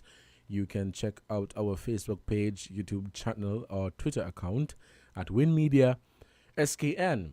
On the panel today with us, we have political analyst Peter Wickham, youth parliamentarian out of Antigua and Barbuda, Kamali Mannix, social commentator out of Nevis, Desil Hamilton. Earlier, we had my colleague Jermaine Abel, but he was unable to stay for the second hour. We will wrap up today's conversation at 1:30 p.m. So, guys, before I do that, let me check to see if you guys are hearing me on the online. Are you guys hearing me? Desil, you hearing me good? Yes, loud and clear. Okay. Peter, Kamali, you guys hearing me? Sorry. Yeah, I'm hearing you. Okay, great.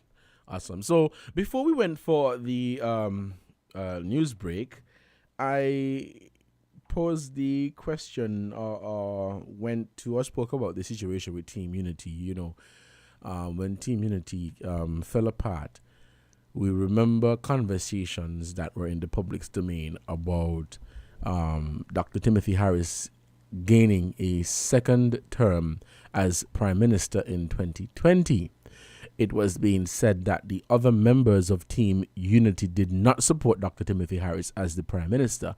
However, Sean Richards did, who was seen as the deputy leader of the coalition, if you understand where I'm coming from. And so he was able to give Dr. Timothy Harris, his support, and Timothy Harris was sworn in as Prime Minister of St. Kitts and Nevis for a second term. Now, I've received a few comments on that.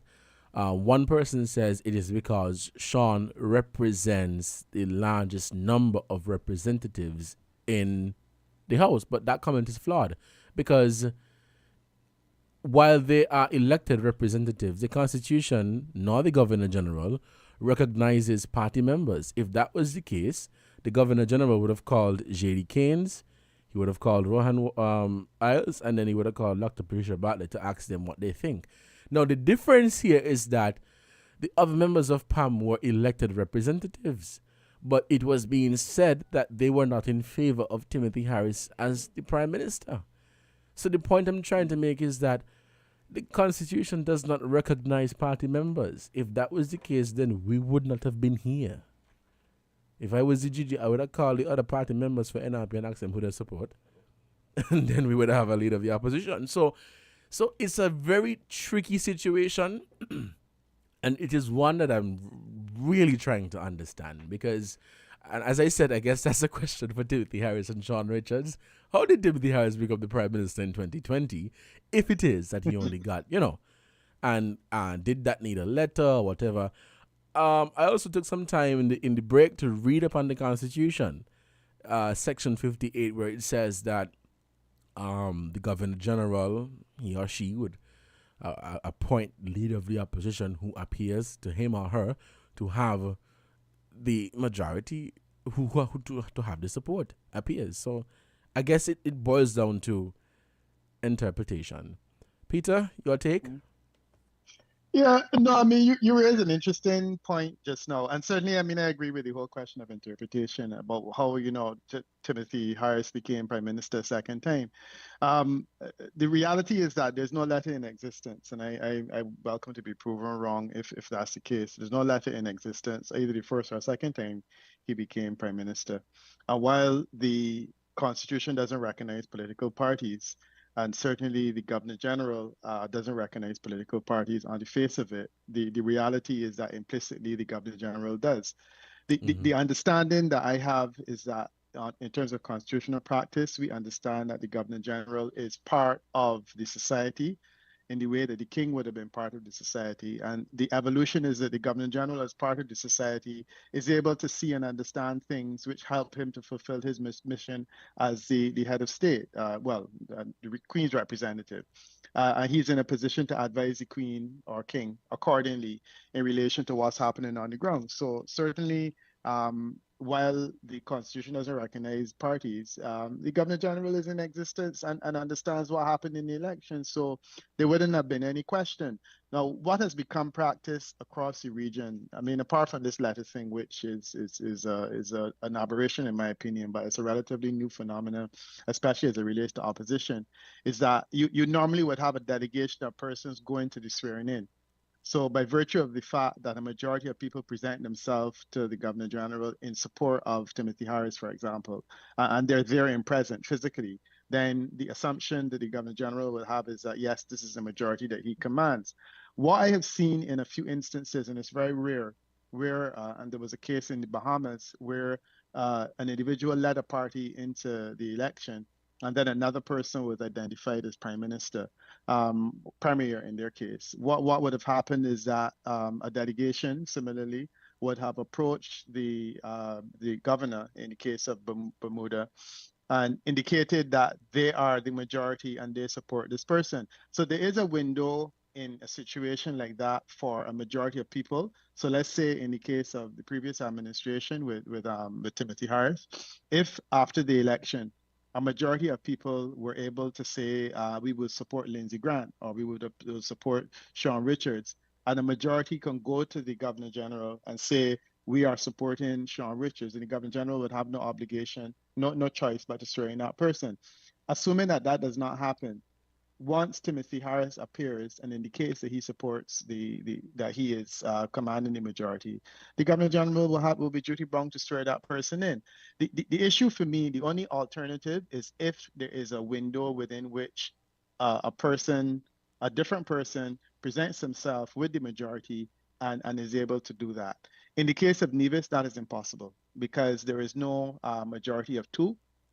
So it comes down entirely to the discretion of the Governor General. I understand DeSille's challenges here in relation to the literal interpretation of the Constitution, and I appreciate that it does present some challenges. But what we have seen over the Caribbean's history is that there's an evolution of constitutional practice that takes into consideration the fact that these constitutions were written for a 600-member parliament, and they have to operate in a situation where you have an assembly of 5. And there has to be an interpretation that takes that into consideration. And practice over time has led to that. Someone mentioned the Trinidad and Tobago situation. I believe it was Kamali who mentioned Trinidad and Tobago situation as a precedent. And this was an interesting one for me because certainly as a political scientist, I've always thought that A.N.R. Robinson did the wrong thing because the presumption is that if a person is there, unless that person is defeated, they continue to be the prime minister. In boxing, if you're the heavyweight champion, unless someone can knock you out and beat you, you will continue to be the champion. If there's a draw, you continue to hold the crown until someone else is able to beat you and take it away. This is the constitutional practice and convention, as I understand it, within the Commonwealth Caribbean. And this information was presented to Aaron R. Robinson. For reasons best known to himself, he chose someone else. But when he did that, and as Kamani made a very important point, his view and his opinion was respected. Because even if we may disagree with the opinion of the governor, the reality is that that person is able to do that, and we would respect the opinion. So my thing is that at this stage, we are in a situation now where later on this week, I don't believe there needs to be any conversation between the two members. And frankly, I don't think there will be. I think Her Excellency will determine whether her opinion is that she should identify the logical person as opposition leader, or whether her opinion is that there's another logical person. In the unlikely event that she identifies Stapleton Simmons as the opposition leader, I think it would be ill-advised, but nonetheless, it will be respected. And I think that across the Federation and certainly within Nevis, her opinion would be respected, even though we would disagree with her opinion. But my sense is that when it comes down to that point in time during the week, she will exercise the logical opinion and be of the view that the leadership has to fall within Dr. Hodges' domain, and Dr. Hodges will exercise all powers consistent with the leadership of the opposition. All right, thank you so much for that, Peter. Kamali, your take on my comment? Yes, I think what I put it. I think the whole Team Unity saga I think it was the most interesting 7 years in the political life of St. Kitts and Nevis, if I may say so, because I think it really, I couldn't imagine what it was like internally to manage everything that was constantly going on between the one seat that Harris held at one point and all of the other moving factors around the Team Unity government. But be that as it may, I go back to the idea of how exactly does the Westminster model work traditionally. Now, I remember before we took the break, Desil also mentioned the whole point of the Team Unity administration, whatever. Timothy only had one. How is it that he became Prime Minister? Yes, in practicality, if we are going to separate every single member of Parliament by party line, Dr. Harris held one seat representing the People's Labour Party. But in a broader sense, he led the Team Unity coalition in the general election campaign with the expectation that if the Team Unity coalition of parties wins the general election, that he would continue or assume the office of Prime Minister until such time as he does not. And so, of course, we saw that again that was the case, that he continued as Prime Minister with an increased majority from what it was before. Life didn't go how many of us expected 2020 to go. We expected a general election in about 2 years. But unfortunately, there was, whatever internal conflicts and, allegations of who were the problem makers, which seem a bit believable and so on, and the coalition fell apart. But again, I think we go back to the principle. And as Peter rightfully mentioned, our conventions came from a system of parliament that, of course, accounts for a much larger parliament. It didn't account for, 11? Also in the case of St. Kitts and Nevis, 11? 11 in the National Assembly. 11, 17 in the case of Antigua and Barbuda, 15 in the case of some countries, or even 30 in the case of Barbados. This is a system that want to take into account hundreds of MPs. And so here it is, a person says to the Governor General in 2020, I have served the past 5 years as Prime Minister, leading a coalition of three parties, PLP, CCM, and PAP. We went to the polls. We got an even greater majority. And I'm coming back to you, understanding what I would have done for the past 5 years and expecting to continue in this post. And as Peter rightfully mentioned, I don't think at any point in time 6 persons went to Government House and said, well, Your Excellency, Sir Tapley, we don't agree Timothy being Prime Minister. I don't think that was ever the case. Maybe they were the internal conversation behind hush doors and at hotels and whatever, as the stories were tossed into the media of whoever went restaurant, cock up their foot, drink some rum, and had a conversation. But that conversation probably was never presented to His Excellency, and so as a result, Timothy was able to continue for a further 2 years as Prime Minister. And so again, what I'm trying to emphasize here is we have to look at this situation as what are the accepted rules, principles, tradition, conventions of the Westminster system. What has governed the Westminster system since we in the Caribbean have been able to have what it be legislative councils since around the 1930s, or parliaments or so on, in the case of some of the islands. And so what we have become accustomed to is what not saying that tradition cannot be broken, but some traditions and conventions just make sense. They just make sense. And so again, you go back to all the overriding principles, because you quoted the Constitution. Whenever the Governor General has occasion to appoint a Prime Minister, he or she shall appoint a representative who appears to him or her likely to command the support of the majority of the representatives. Boom. If it was Timothy at the time, then it is Timothy. If it's Denzel Douglas, it's Denzel Douglas. If it was Kennedy Simmons, then it is Kennedy Simmons. If it is Mark Brantley, the Nevis Island Assembly, it is Mark Brantley. If it was Joseph Parry or Malcolm Gishard, or whatever the situation is, who commands supported the minority, the opposition leader, the person who leads the opposition party. Right. Say for the example that Peter gave, that is just the case. So I don't think this needs to be we shouldn't even be having this discussion, quite honestly. I should be lying down here. Right. It should have never happened. And lying down I want us to go into something before you go there. I want us to go and talk more on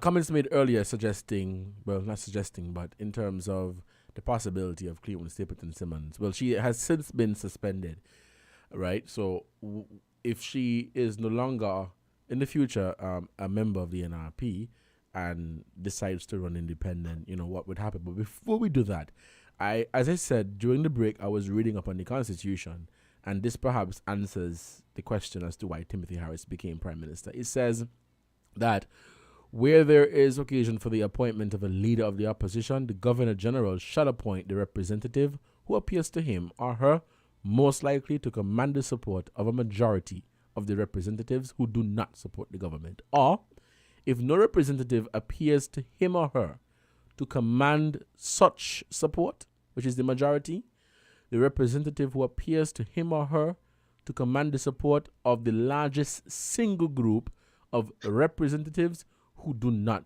support the government, provided that no representative shall be eligible for appointment unless it appears to the Governor General that the representative commands the support of at least one other representative. So Timothy Harris only needed... There you go. Right, Thank you. It answers the question. Timothy Harris only needed Sean Richards' say yes, appoint, go ahead to be Prime Minister. It wasn't looking at the other members of Team Unity. That's one. Two, in recognizing who for PAM and who for CCM and who for PLP, in recognizing that. So that is the constitutional argument, and I understand that, and it is there, but it is sad that that is even a conversation that one is trying to have at this point in time, because this is not NRP is not a coalition of many parties, it's one party. And so you would have thought that because it is one party, everybody, as they appeared during the election, would have been on the same page. Okay. What is happening today is just a big fat lie. And I call it like how I see it. And I don't apologize for making that statement, because in December, it was being portrayed that, yeah, hallelujah, amen. And here we are today having a conversation about who should be leader of the opposition. It is absolute rubbish, and it is sad. No, Dissel, you wanted to make a comment. Go ahead. Yes. I just want to thank you for further going through the Constitution and reading that point. I was actually going to get to it, because the Constitution does outline it clearly. You need at least one other person to support you. It's right there. So this thing about Cleon has no position is it's not right. She has a position because she's the only one other person in the opposition. So we cannot make up the Constitution. We cannot make up laws. They spoke about Timothy Harris being assigned as leader, well, prime minister, because he was prime minister before, and we just assumed that he will be there again. Maybe enough members didn't have the balls to do what Cleon is doing now, and probably go to the governor general at the time and say that, hey, although our leader is trying to say that he supports him with our support, we do not. I think that's one of the reasons why when everything was coming out, Mark was talking about, we try to speak behind doors. Well, let me not say Mark, but it came out in the public that, there were conversations behind doors to suggest that they really did not want to support Timothy as the prime minister. So let us not make up things here. But at the end of the day, I do. Wait. Let me hold on, At Kamali, hold the on. end, I do agree that it is left to the discretion of the governor general. The governor general has not made that appointment yet, and until such a time we are guided by the Constitution, which says that at least one other member has to support the person. If the All right. Governor decides that this doesn't happen, then fine. That's all right. Just one little thing though, quickly, because here's what's bothering me. It is the, how do you put it? Lack of moral fortitude, lack of principle, lack of decency. You have to ask the question: what kind of people are we really electing? If you can go to the public and say, I have confidence in this person, not only leading the party, but leading the country or island. And then after you've been able to use this argument to win the population support, you then all of a sudden want to switch up and it's this and that and turn the other. So let me tell you something. Let's be frank. If that is what happened in the case of the Team Unity Coalition, it is very sad that those are the persons who are even allowed to command the government of St. Kitts and Nevis for even a day. Look, let me tell you something. And if that is what is happening now in Nevis, it is very sad that even one person voted for Cleon Simmons. That is how she functions. No. Because that is disingenuous for you to stand on a platform and say, I support a person, I support a party. If we're able to take a majority, I have confidence in this person leading. And then 2 days later, or 1 day later, maybe, after you come off the platform, maybe something hit you on your head and your brain was rewired. I don't know whatever happened. That is completely disingenuous. No. And so even beyond the fact that it produces this situation which you're now having, it also makes you want to ask the question, is that really the standard of person you're electing to public office? Because that's very sad. That's a person who I would never even trust with the leadership of NRP or the leadership of Nevis. Kamali, I understand. If that you are not genuine. Yeah, not to cut you off, sorry. I understand exactly what you're saying. We're going to have to take a quick ad break shortly. I understand exactly what you're saying. And I think that's the question that people had. The same thing with the whole Team Unity saga and all of that. But that's the question. And it's a relevant question. It's a relevant question. And it brings me back to my point that it appears as if everything was a big fat lie. You had the elections in December. It appeared as if, everybody was hugging and holding hands and, and then right after the elections, this thing. I mean, this is one of the reasons why people just stay away from the whole politics and prefer not to participate in the process. And it also says to us, or warn us, that we have to be so mindful of the people that we elect to parliament. I mean, people are people, eh? People are people, and people can do a 360 in not time.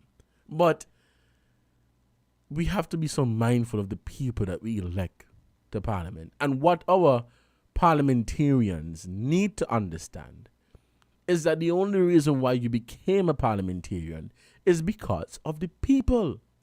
And so I know parliamentarians would often say, I am a elected representative, and you get there because of the people. You didn't just wake up one morning and say, I want to be a parliamentarian. You got there because of the people. I'm sitting here behind this switchboard because Clive Barker decided to sign the contract in 2020. So, I mean, look, it is 1 o'clock. Let's take a break. We'll give a shout out to our sponsors. When we come back, we'll continue the conversation right here on Win FM 98.9. I don't want to forget to play these ads. We got to acknowledge the sponsors. Guys, it is about 2 minutes past the 1 o'clock hour. So let me get these ads playing, all right?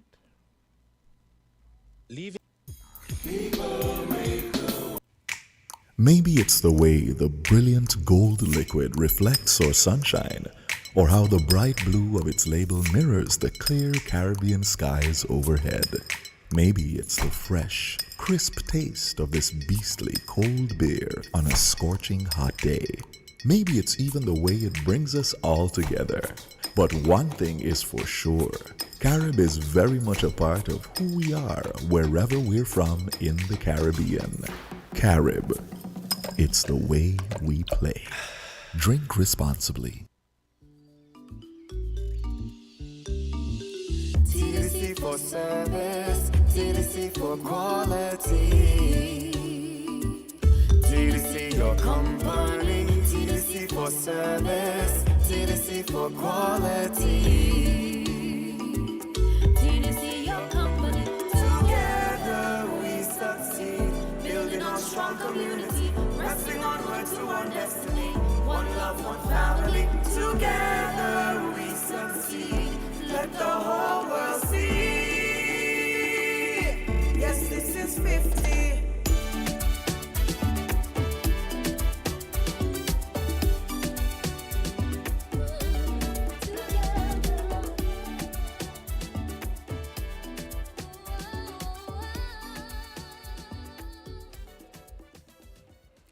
I have to say, welcome back to Inside the News right here on Win FM 98.9. I have to say that's a very beautiful song, by the way. Congratulations to TDC on their 50th anniversary. Welcome back to Inside the News. It is 4 minutes past the 1 o'clock hour here in the studios of Win FM 98.9. On the panel today, Peter Wickham, a political analyst. We have youth parliamentarian Kamali Mannix out of Antigua and Barbuda. And, of course, right from Nevis, Mr. Desil Hamilton. Guys, thank you so much for accepting to be on the panel for today. Now, we have touched on so many things. We've been talking for more than 2 hours. Now, this whole situation, the Nevis Reformation Party, what does this mean? Not just for the individual Cleon, but what does this mean for the Nevis Reformation Party? Coming out of an election that appeared to have some steam, was looking good, and then this big explosion. Excuse me. Mr. Wicker, Peter, your take on it? You're a horrible person. No, I just wanted you to repeat the question because I just heard just before you drifted off into the laughter. What happens to NRP? What happens to NRP, with all of this that's going on, this public squabble and back and forth? It's not a good look for the organization, but I think that the NRP is still on the ascent, and the reality is that this issue is probably going to be isolated. My feeling is that if the if the Governor General does what I expect her to do and appoints the opposition leader, and if it is who we expect it to be, she will appoint the senator. And I think ultimately it alienates Ms. Stapleton Simmons. And I think that in a sense helps the NRP to be able to get back on track. We don't know what's going to happen in the court cases or when it's going to happen, but certainly that could be a game changer for the NRP. But I think that the fact that the NRP has taken decisive action and suspended her, notwithstanding the fact that she may hold the keys to them getting back in office, I believe it sends a good signal to the population of Nevis. So my feeling is that, yeah, the NRP is not in a bad place. Certainly, they could have been in a better place if this had not happened. But I do feel that, this time next week, we will probably be reflecting on the fact that they continue to be on the ascent, and they will look forward to the outcome in these two court cases in their next election campaign. Desil?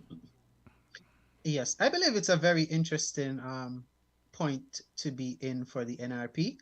I also think that this is just going to get its 5 minutes of fame because it's just, it's just a bump in the road. I think after everything is resolved, if the leader of the opposition is decided, the NRP will move forward.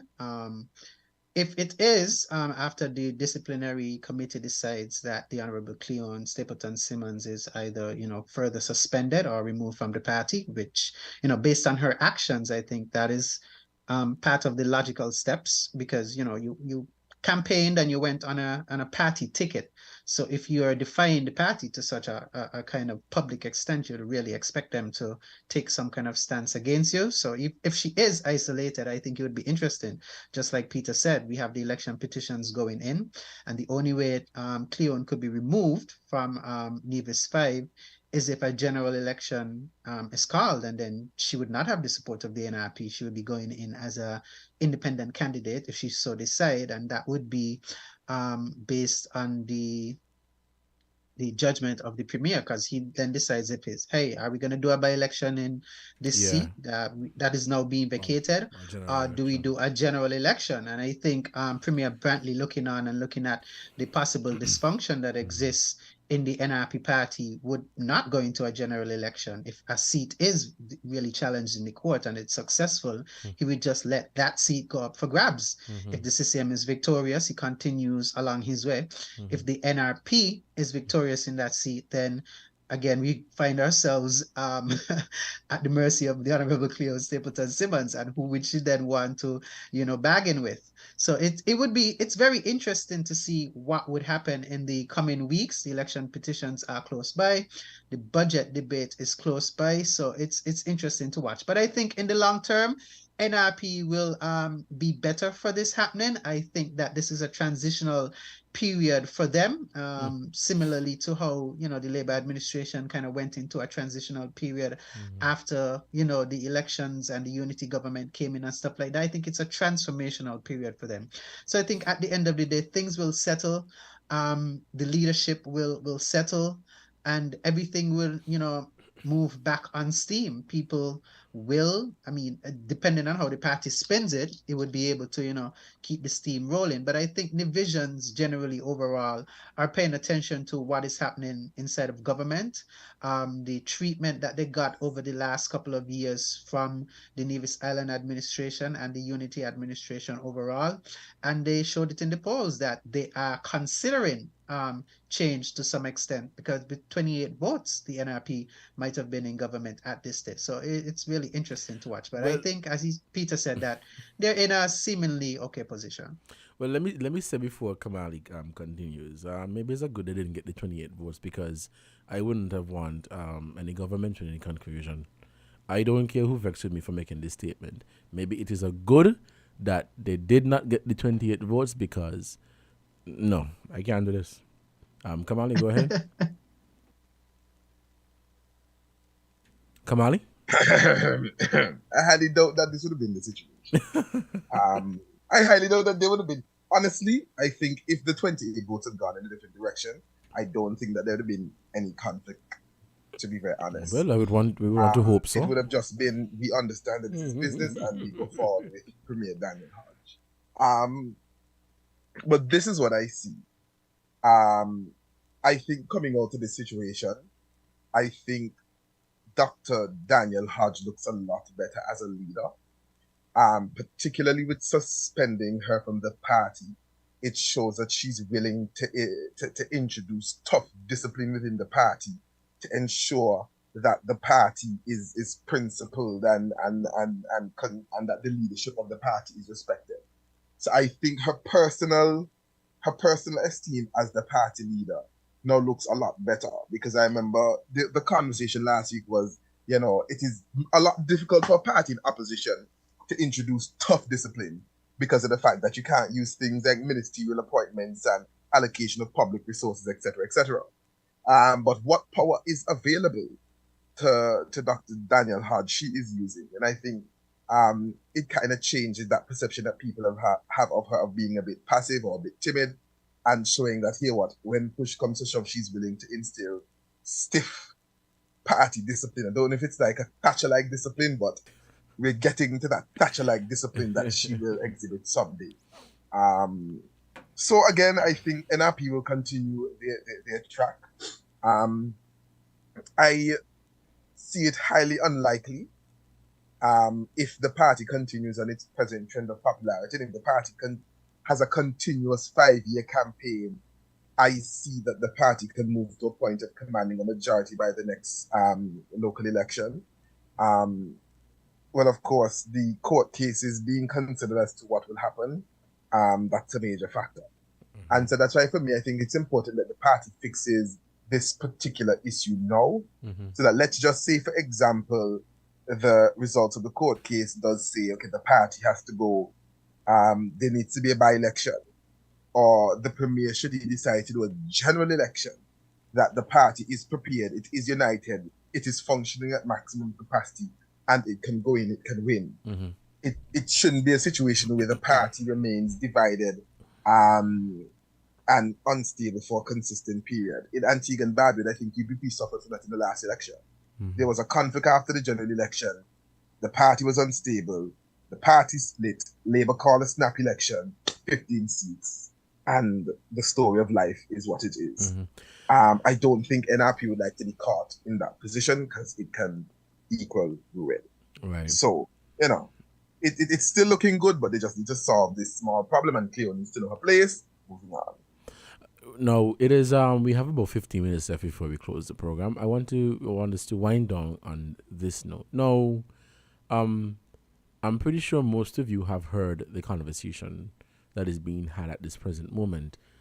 You would recall that when the NRP had its convention in 2020 to elect a new leader, Dr. Daniel Hodge, Dr. Janice Daniel Hodge, and Cleon Simmons were presented as the two candidates for the leadership position. And people were skeptical because you guys making a woman the leader? Well, all these women ago. Then subsequently, the NRP began searching for candidates. So you already had Dr. Daniel Hodge as the candidate for Nevis 4, Cleon Simmons as the candidate for Nevis 5.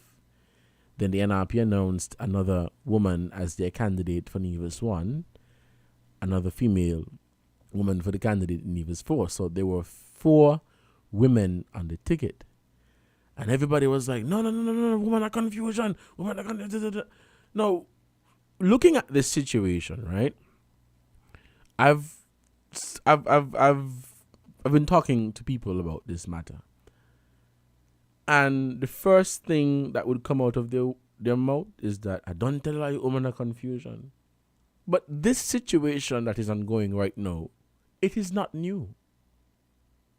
It has happened. I think this happened to the Labour Party when Timothy Harris challenged Dr. Douglas for leadership, and there was this whole public back and forth. I was probably in primary school then, but I remember it, and the clips and everything there to prove it. Then you had the Asset Michael and Gaston Brown back and forth. And so this public squabble and disagreement between politicians and members of the same party, it is not new. What is unfortunate is that people grab the opportunity to say, well, you should not have made a woman the leader, or you should not have allowed women to be candidates. So I don't think people are necessarily looking at the confusion. They're looking at the women and saying, oh, it is because of a woman. But the same situation happened in other parties. So what would you say was the reason for that public squabble? What would you say was the reason for Team Unity's downfall in the last election? Because majority of the members were men. And so I respect people's opinion and views on it. You stand by your opinion, that is fine. But it disgusts me when every opportunity we get, we're trying to find fault in women's leadership, whether it be in politics, whatever, you name it. I hate it. Dissel, what you have to say about that? Well, Devon, I think, it's unfortunate that we tend to ascribe weak leadership to femininity.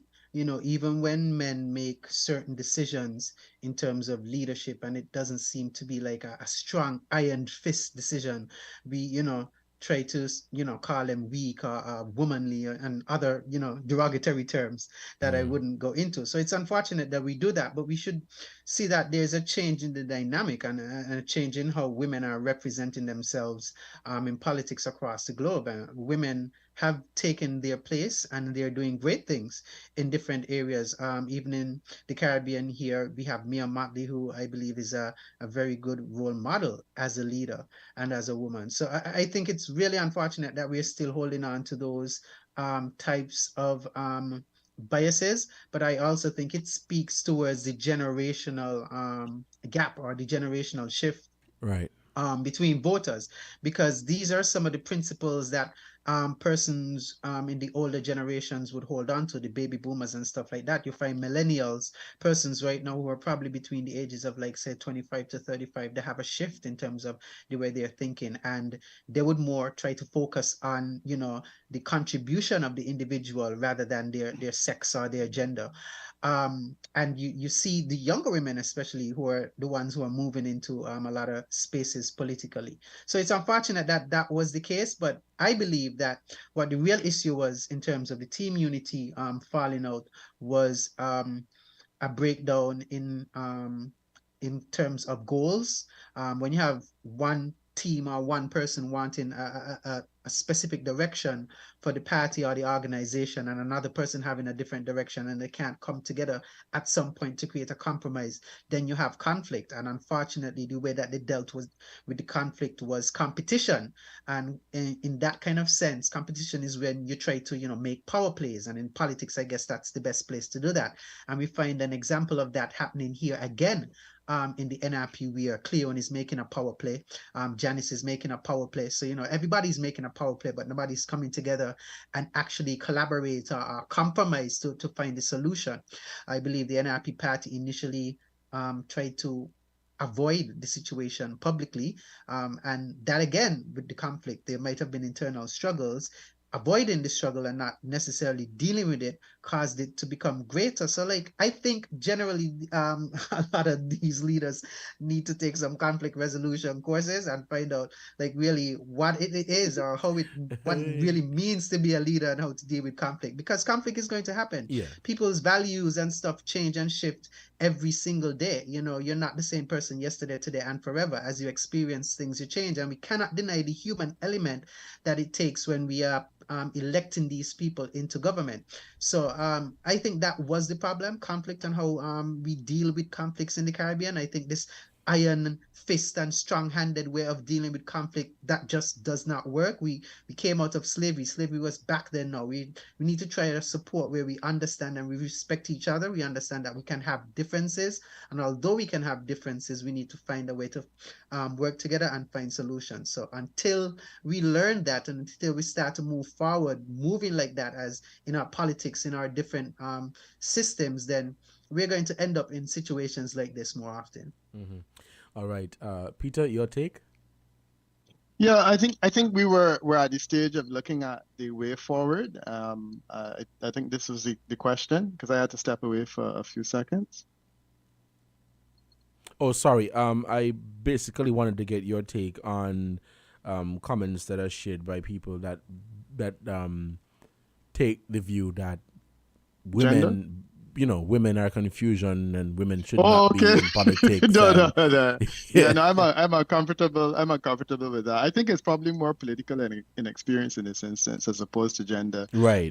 So I heard the gender-based comments, but I don't identify with that. The sad reality is that in the Federation of St. Kitts and Nevis, there are too few women involved in the politics, and sadly, it is a reality that a lot of women, as they come forward, are inexperienced. And I think that what we're seeing here is a bit of inexperience and naivety on the part of the Stapleton Simmons, who may believe herself to be more powerful than she is. Interestingly enough, the Team Unity comment that you made earlier suggested that within Team Unity, even though there were more experienced politicians, people like Sean Richards may also have been politically inexperienced, and as a result, he believed himself to have power that he doesn't have. And I think this is exactly the problem that Ms. Stapleton Simmons has.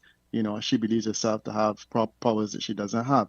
I do feel that it would be lovely if we look towards a system where there could be this level of discussion and negotiation and whatnot. But the Caribbean is not America. Nevis is not America. The American system is determined based on the need for agreement between two houses and parties and negotiating across the aisle. Yeah. Our system is not working that way. Our system assumes that there will be certain amounts of power in the government and also in the opposition. It's an adversarial system, and that's always the way it should be. I do agree that it would be lovely if we got to a stage where we could sit down and negotiate and we could sing Kumbaya and whatnot, but that's not how it works in our system. Right. And our system has always required a certain amount of strength, either in the government or the opposition. And I think that what is basically happening is that you're having people in these instances that are misreading the strength of themselves, and they are seeing it as such, and they're uncomfortable with the way it is. And I take the comment that is being made in the chat about the fact that it sounds like slavery. It's not slavery, it's reality. And it's the reality that we practice. When we decide to change our constitutions in the Caribbean and we move in a different direction, then that will be great. But the more outstanding leaders in the Caribbean, Bradshaw and even Denzel Douglas, in Barbados, Mia Motley, all of these leaders operate with the same power base and power assumptions. Eric Williams, Patrick Manning, Bustamante in Jamaica, all of them operated with the same power assumptions that we are using in these implications now. And it's fascinating when it works. People talk about them as being these outstanding leaders. When it doesn't work, then we hear about dictatorship. And I'm finding it amusing, that words like slavery are going to be used here, because it was working very well under Bradshaw, under Denzel Douglas, and it worked well under Timothy Harris for a while. The system assumes that there's a certain amount of power. The prime minister is first among equals. The premier is first among equals. In a sense, the opposition leader to some extent is. But you exercise your power up to a certain point, and then if you overstep, as Sean Richards did, he ultimately determined that the electorate has a way of resetting that agenda and ensuring that people understand which God they're serving, so to speak. So that's how it is. But I don't think that this gender thing is an important. I think it's more politically an experience. When I hear references to asking for a letter and whatnot, I think that is essentially political inexperience speaking. And as I said, this time next week, I think we'll be having a different conversation. And I would want to be one of the first to be reading the obituary of Ms. Stapleton Simmons as a politician that did have some promise. But sadly, I suspect unless she crosses the floor to the CCM, you're not going to be hearing a whole lot about her in the future. All right. Thank you so much, Peter. Kamali? Kamali, you were sleeping last week and I was sleeping now. I share very much the same sentiment as Peter in terms of it's more lack of political experience than gender. Taking into account, how do I put it? I think women in Caribbean politics have been very unlucky in the treatment that is traditionally meted out to them. I think the only female prime minister who fared pretty well would have been Eugenia Charles, but we see that oftentimes when women are put in positions of leading governments in the Caribbean, it doesn't last long. The former premier of Turks and Caicos, Charmaine Cartwright Robinson, 5 years, landslide majority to put her out. Kamala Prasad, possessor, large majority in 2010, 2015 they said no, 2020 they said oh hell no. Portia Simpson Miller, of course, first female of the largest English-speaking Caribbean country, and she had extreme battles to the point in time that she served as prime minister. And so we do have examples of women who have served well in politics. And so what we need to see is more of that. I think the arguments that would suggest that women are incapable, or that a woman is incapable of running a country, it's very much incorrect. I think women have the capacity to lead. It's just the problem of women are often measured with a different yardstick than men. Because I can guarantee you, had this been two men in this position, Cleon, Stapleton, Simmons, and Mrs. Daniels had just two men, and they were having this discourse, you'd never hear, but if you put two men in our space, yeah, I hear argument.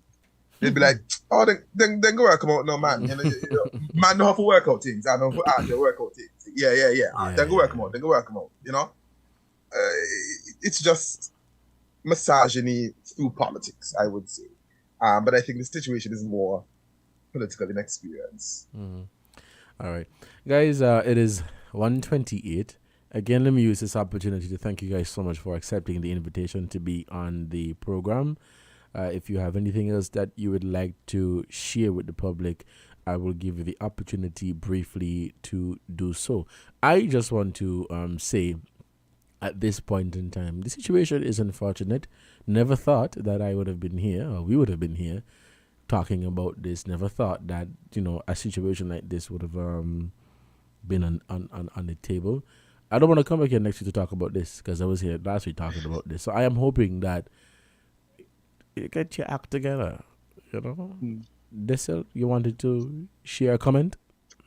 I also agree that I really thought that this would have been over by now, but I don't think it will be. I think actually there might be a few more weeks of this left, unfortunately, but we'll see what happens. I believe that at the end of the day, what will be, and I think that our democracy and our parliament and institutions will come out stronger, because we'll have a better understanding of how to deal with situations like this in the future. So it's unfortunate that it's happening, and it's unfortunate that it's happening to the NRP, but I am thankful for the experience and the opportunity to learn from it.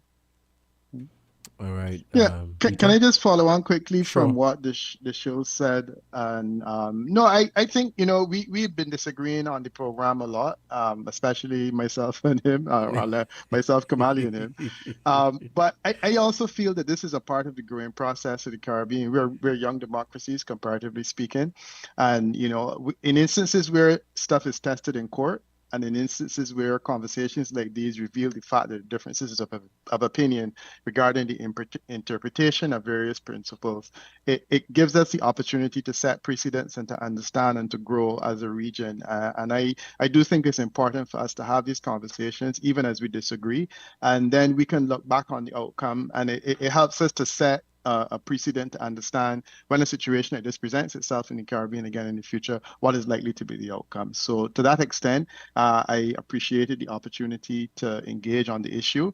And certainly next week, probably won't be discussing it again, but it will be interesting to reflect on what Her Excellency does during the course of this week. And it helps to build a stronger regional practice, parliamentary practice over time. And that can never be a bad thing. All right. Kamali, anything from you? I think it is indicative that, of course, growing pains are required.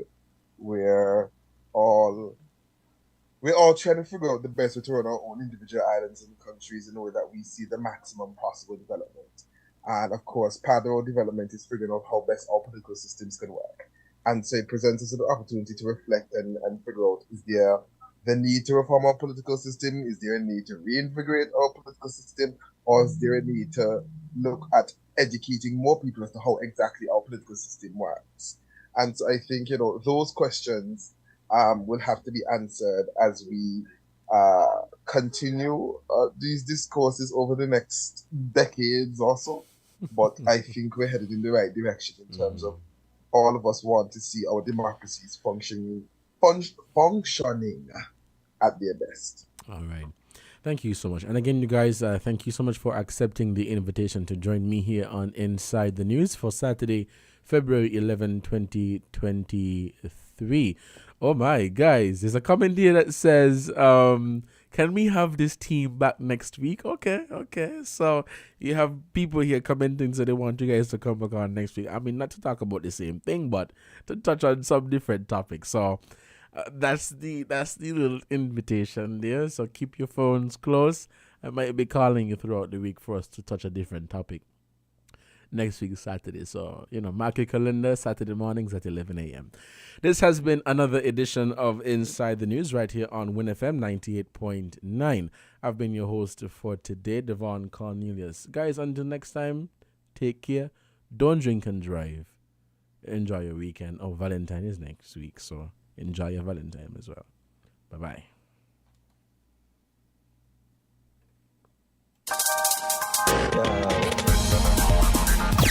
different. We're 98.9. 98.9. Win FM. Buildings damaged by an earthquake are dangerous. This is not the time for sightseeing. You could be in personal danger and your presence could hamper emergency responses.